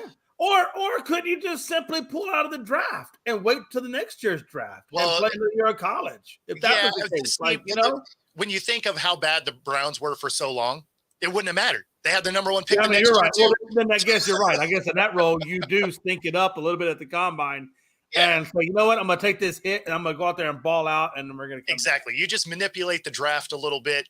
You go. Maybe you don't make that correct pass on one time. Right. Like you make a bad read at the combine. You have a bad pro day, right? Not too bad, right? Like you don't want to be in for their second pick, but you want, but you know what though? But at the same time, you can go out there and be a 6th round pick or number 299 or whatever irrelevant is, and you still go out there and get on a great team and you ball out. I mean, it can happen. Yeah. Well, no, I mean, for sure, like a lot of football is fit, right? Yeah. Like if you get lucky because you weren't the number one, say you're number 23, it's like, oh, well, cool. You're going to go to a team that's probably decent. Right. Right. So, yeah. But if you're the number one, I don't know. You kind of finesse your way back a little bit. The only reason you don't is the pay for being the number one overall pick. If you really believe in your talent and you know what you are, sometimes, like you said, strategically put yourself back a little bit to get to the right team that can help your career. Whatever that little bit of money that you gave up, being the 1st round pick, you're going to make 10 times over throughout your career if you're really good enough, right? Like look at Tom Brady. Sure. I mean, 6th round pick, went way back, but didn't get the Quan, but he was so damn good. He could have got, well, he did. He got all that money, right? I mean, he did eventually get it. He got the Quan. Say it. I can't. It sounds so forced. Look, do not make me go Sam Kinison on you. I will straight go Sam Kinison on you. You better say Quan. You better say it now. No, we're not talking about any Quan. Yeah, 0 times. I inadvertently I got Pax to say the word Quan without even knowing. You see how subliminal shit works? I'm a Jedi master on this show. But I will tell you, this is the part where Bo should say, "You cannot get me with your Jedi powers. I am too strong for you." Yeah, I am not the droid you're looking for. Oh man. See, that was a great one. Set you up for it. There we go. Hey, you know what? And you got Robert with the Quan. Everybody's Quanning it up. Can't do it. Can't do it. But on the plus side, if they do pay Dak, that team is going to be terrible. So look, I will tell you this. I hope Jerry is. And this is the part where we start getting into senilism, right? And maybe somebody needs to take over power of the Cowboys away from him because he can't make sound decisions. Maybe Steven, the son, needs to say, "Dad, we're not giving him that much money. Hell with that shit." No. They're going to pay him. I hope somebody speaks the voice of reason. They're going to pay him. They're going to give Pollard top dollar and then get rid of a bunch of the defense. But you know what? Hey, I will tell you this. I'll tell you this right now. I see giving Pollard more money because I think he kind of has deserved it and showed it on the field than I give Dak. Or even Zeke for that matter. Let's just go a little further. Let's get into the conversation. I mean, Pollard has gotten hurt one time, but the guy is great. Like he lays it all out on the field and he gives you everything he has. Dak, come on, man. You at this point in Dak's career, you know what he is, right? He's not gonna manifest himself into something better than Patrick Mahomes or whatever. He is the quarterback that he is, right? And the thing that's funny is this was one of his better years. It was. Truthfully, it was. It really was. That means this was kind of the upper end of what he is. So, God, this year was the pinnacle year. Damn it. Damn it all to hell. Man, that's enjoyable. now we're going to be knocked back in purgatory. Bring on Quincy Carter. Hell, let's go. Let's recycle. Yep. Here we go. 9-8. You don't even know how bad the Quincy Carter and 9-8s are coming. Henson years were. God, those years were bad. I mean, they were bad. You were thankful to get a Tony Romo back in those days. It's messed up. You know what, though? But here's the thing, Robert. This is how I know you don't watch the game of football. If you would have watched this playoffs, no, seriously, if you would have watched this year's playoffs, Dak actually wasn't the issue. It was the defense and the play calling of the defense that was the issue. Well, really, in that game, yes. In that game, yes. You know what I'm saying? Like, this is actually the first year that you can't say that the quarterback was the cause of the issue. It was a damn defense or lack thereof. Well, we don't know if he was going to be the issue because you guys didn't get to another game. But hey, you shut your mouth, bro. You know damn good well what I'm saying. Don't you start doing that Robert stuff with me, son. He absolutely could have, been terrible. But you know what I'm saying, right? Like, if we had played better defense, I mean, look, the game wasn't we could have got it. We could have done something. No, the defensive play calling was horrendous. Yeah, what did they score? 6-7 times in a row? Yeah, well, and their secondary was nowhere to be seen ever. So, I mean, literally, you got a guy catching a ball, and then the screenshot, there's nobody around him at the 5-yard line. I mean, it's just him.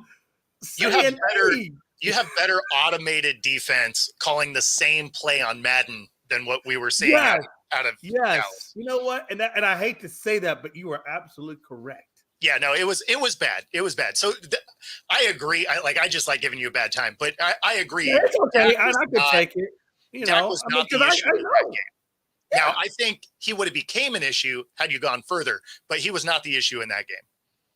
Well, and actually, about that game was the fact that what we didn't see was whether, because the defense couldn't stop anybody, when it came down to it, could Dak have led them to a game-winning drive? We don't know that answer either. True. Yeah. And we don't.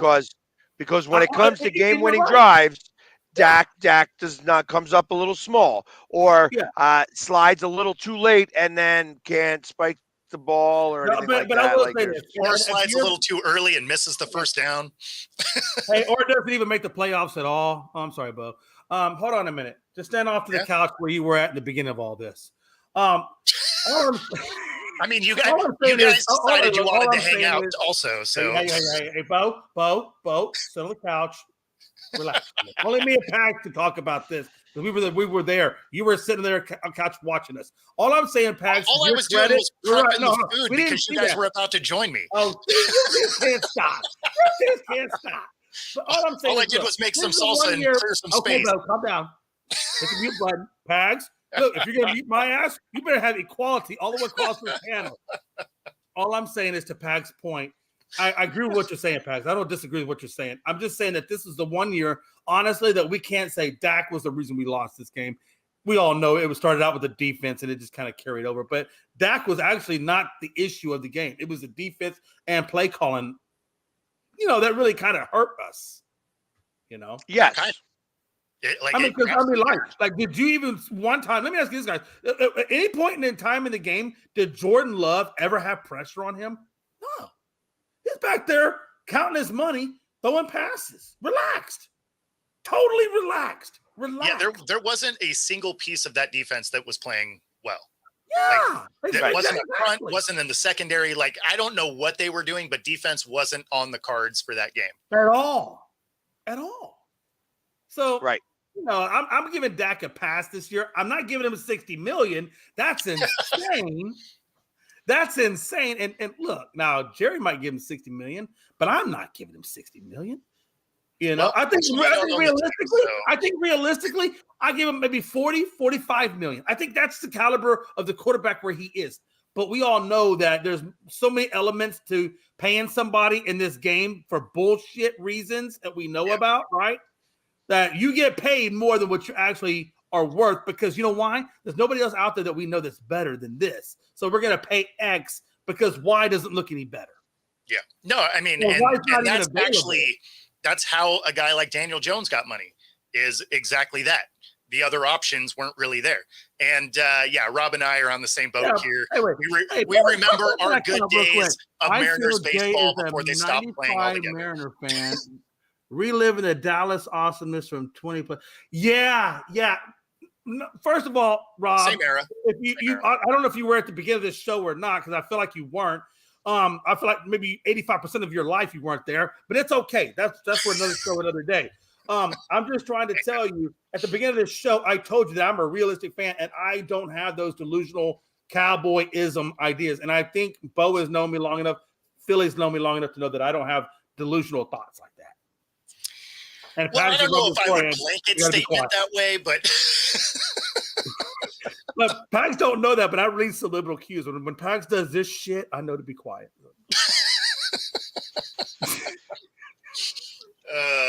Yeah, it just sometimes it gets. I'm like, am I getting a headache here, or is it just Jay? No, it's Jay. Let me go ahead and save you the conundrum there. It's Jay. It's Jay. 'Cause my wife does this too. That's how I know to read this shit. So when the wife does this, she's like, okay, it's time for me to shut up now. It's like See, that's and that's how I know she's already making fake accounts to call in multiple times. Bro, it's so bad that hey, watch this. When I was reading my vows to her, she started doing this. And when you get this during the wedding vows, there's nowhere to go but up. No, that makes sense because at some point you're not even going to have a reception because they're going to kick you out. They're like, "Could you stop talking so we can wrap this up?" Yeah, exactly. It's like right at the Roxbury. You know when they can't get in the club and they make them go to the end of the line. That's why I feel I fucking at the end of the line. Even at my own wedding reception, at the end of the line. Oh, I thought he meant when he was like, and breaks in, and he broke the window. You know what I mean? That's what I was saying. We'll all go down together. Oh my Lord! So let's see. Let's see if there's any other news that came out because I'm really just tired of talking to having here Jay talk about nothing because it's been it's been tough. Just going on and going on and going on. So, they're talking about trading Waddle in Miami. Miami Dolphins wide receiver Tyreek Hill doesn't think the idea of his team trading wideout Jalen Waddle makes any sense. It doesn't make sense. That's stupid. Well, I guess that just comes down to if they can afford to keep him, right? I mean, that's similar to the Bengals. There's a good chance they lose one of those receivers. It's man. funny. Miami I'm all the way in Greece right now, and I get on Twitter to see people talking crazy about Dolphin football. I mean, seriously, this is Miami. It's not like this is a small market team. Come on, they still got money down there in Miami. Yeah, the cap's the cap, man. Like it's well, that's true. You're right. I keep forgetting they have the hard cap and not the soft cap. It's not finesse cap like basketball right. or anything. Like they have a hard number to hit. And I heard that it was going to actually be raised up from where they thought it was going to be. That it was supposed to be somewhere around 242. It's going to wind up being like 248. So there's going to be like $6 million that everybody else gets, which really only makes the Cowboys minus 12 million rather than minus. Okay, let's talk about that for a second, Pat. That's a good reason.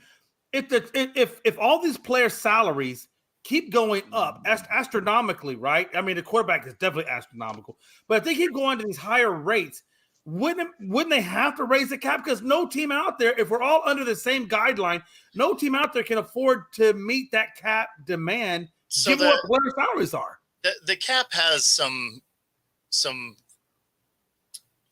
like it has to do with like their TV revenue contract. sharing. Yeah, it's a revenue sharing across the board revenue sharing. So that they get 51%. The players get 51% of whatever the total revenue share is. So when you're talking about having $250 million, which is really what we're talking about per team. So 250 million times 32 is how many billion? Lots of zeros. A lot. That's a lot of damn so zeros. it's $8 billion. It's $8 billion. And so that's really what they're talking about. And that comes out to 51%. Yeah.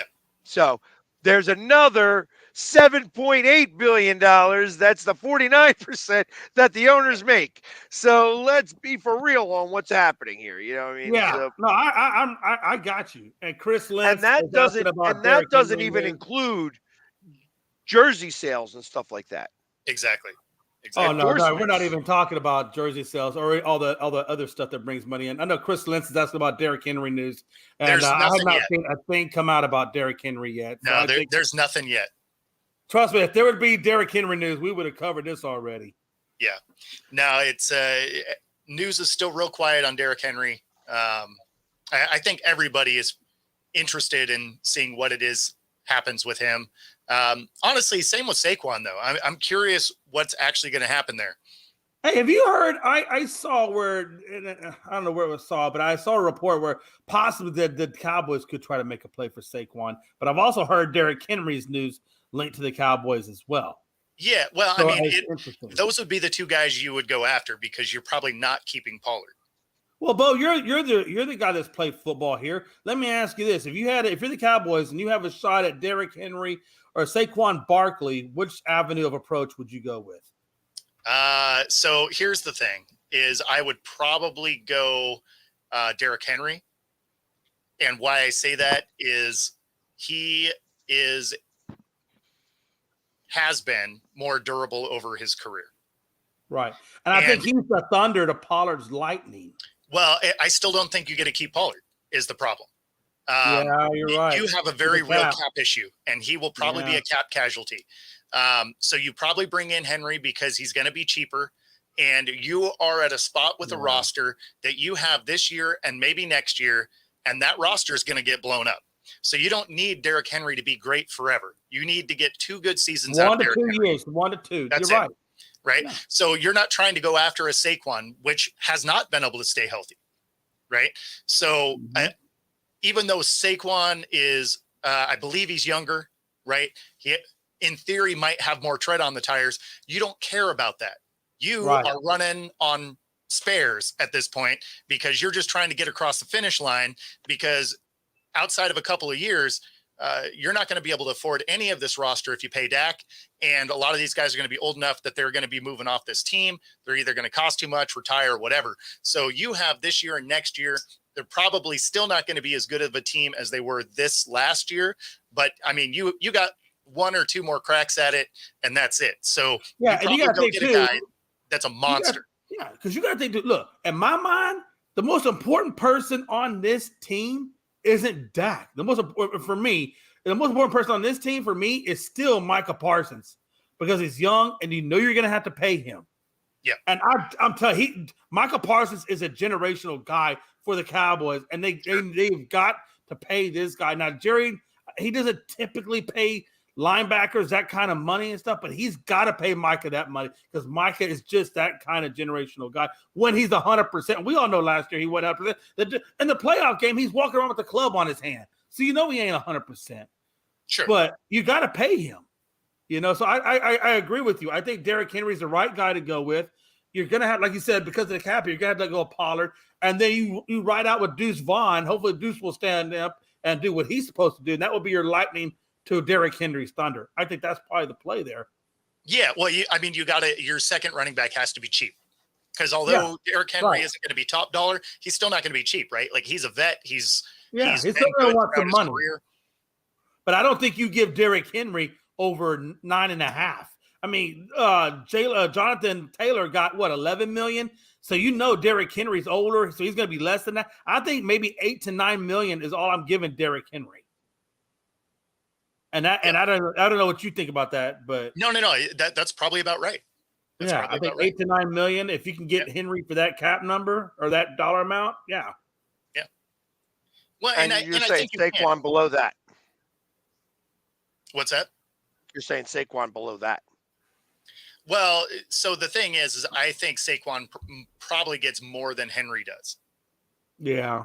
Because of age. Younger. Yeah.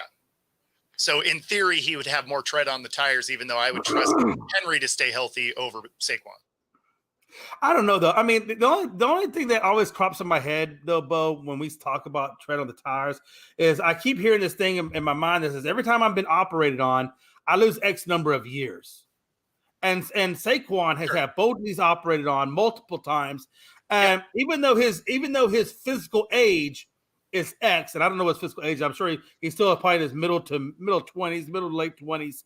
You know, once you have those surgeries, in theory, he might be the age limit of a 31-year-old or a 32 or 33-year-old, which kind of could put him in the same realm as a Derrick Henry, you know, physically. You know what I'm saying? So I think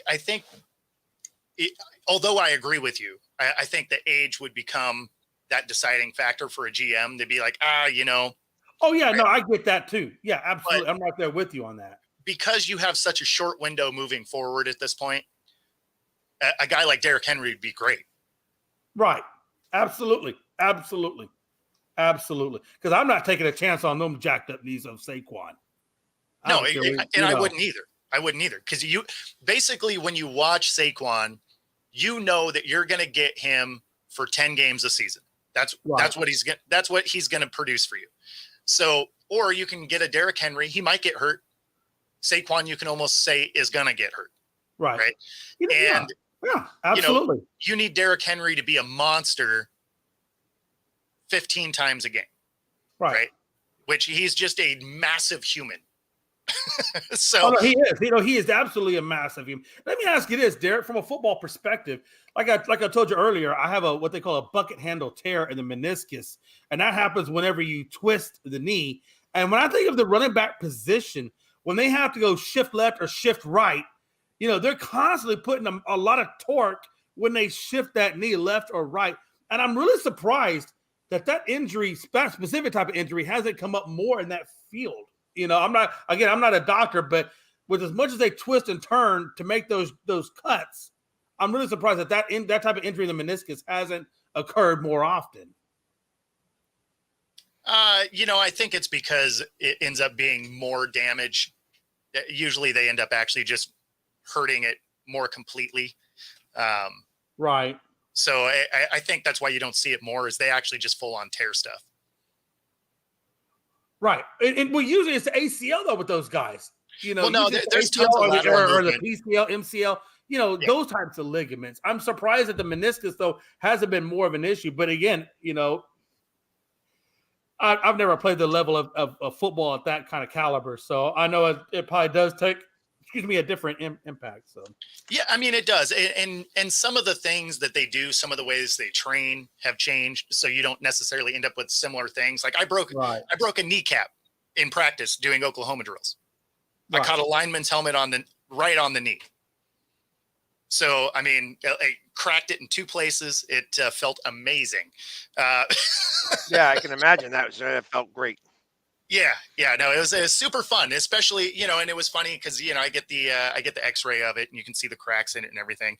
And my doctor was hilarious because he was like, "Oh, congratulations. You actually managed to break something that's not attached to anything." Oh, that's crazy, man. Because your kneecap's floating, right? Like it's it's a floating. Yeah, you're right. It is. It's floating. Yeah. It's crazy. So I mean, when you're doing your conditioning, for football, when you're doing their conditioning, do they have you do a lot of and I'm assuming they do a lot of ligament strengthening type of condition work, more so than maybe the muscular development work?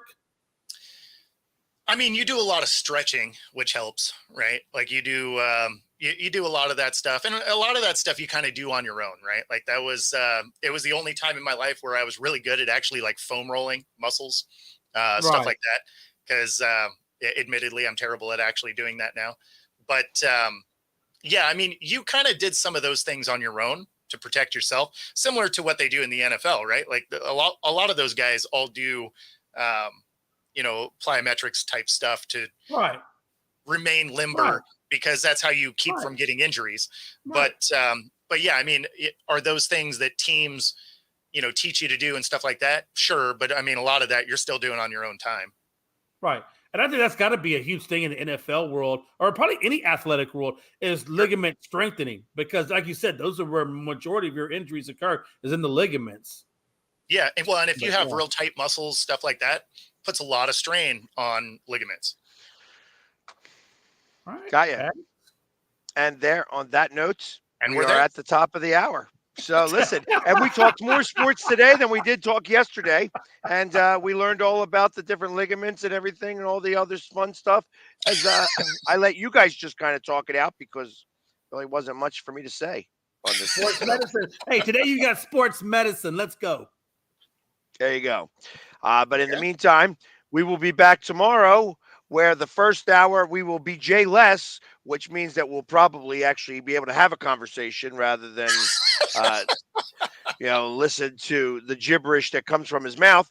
But other than that, everybody have a great day, and we will see you guys tomorrow at same bat time, same bat channel.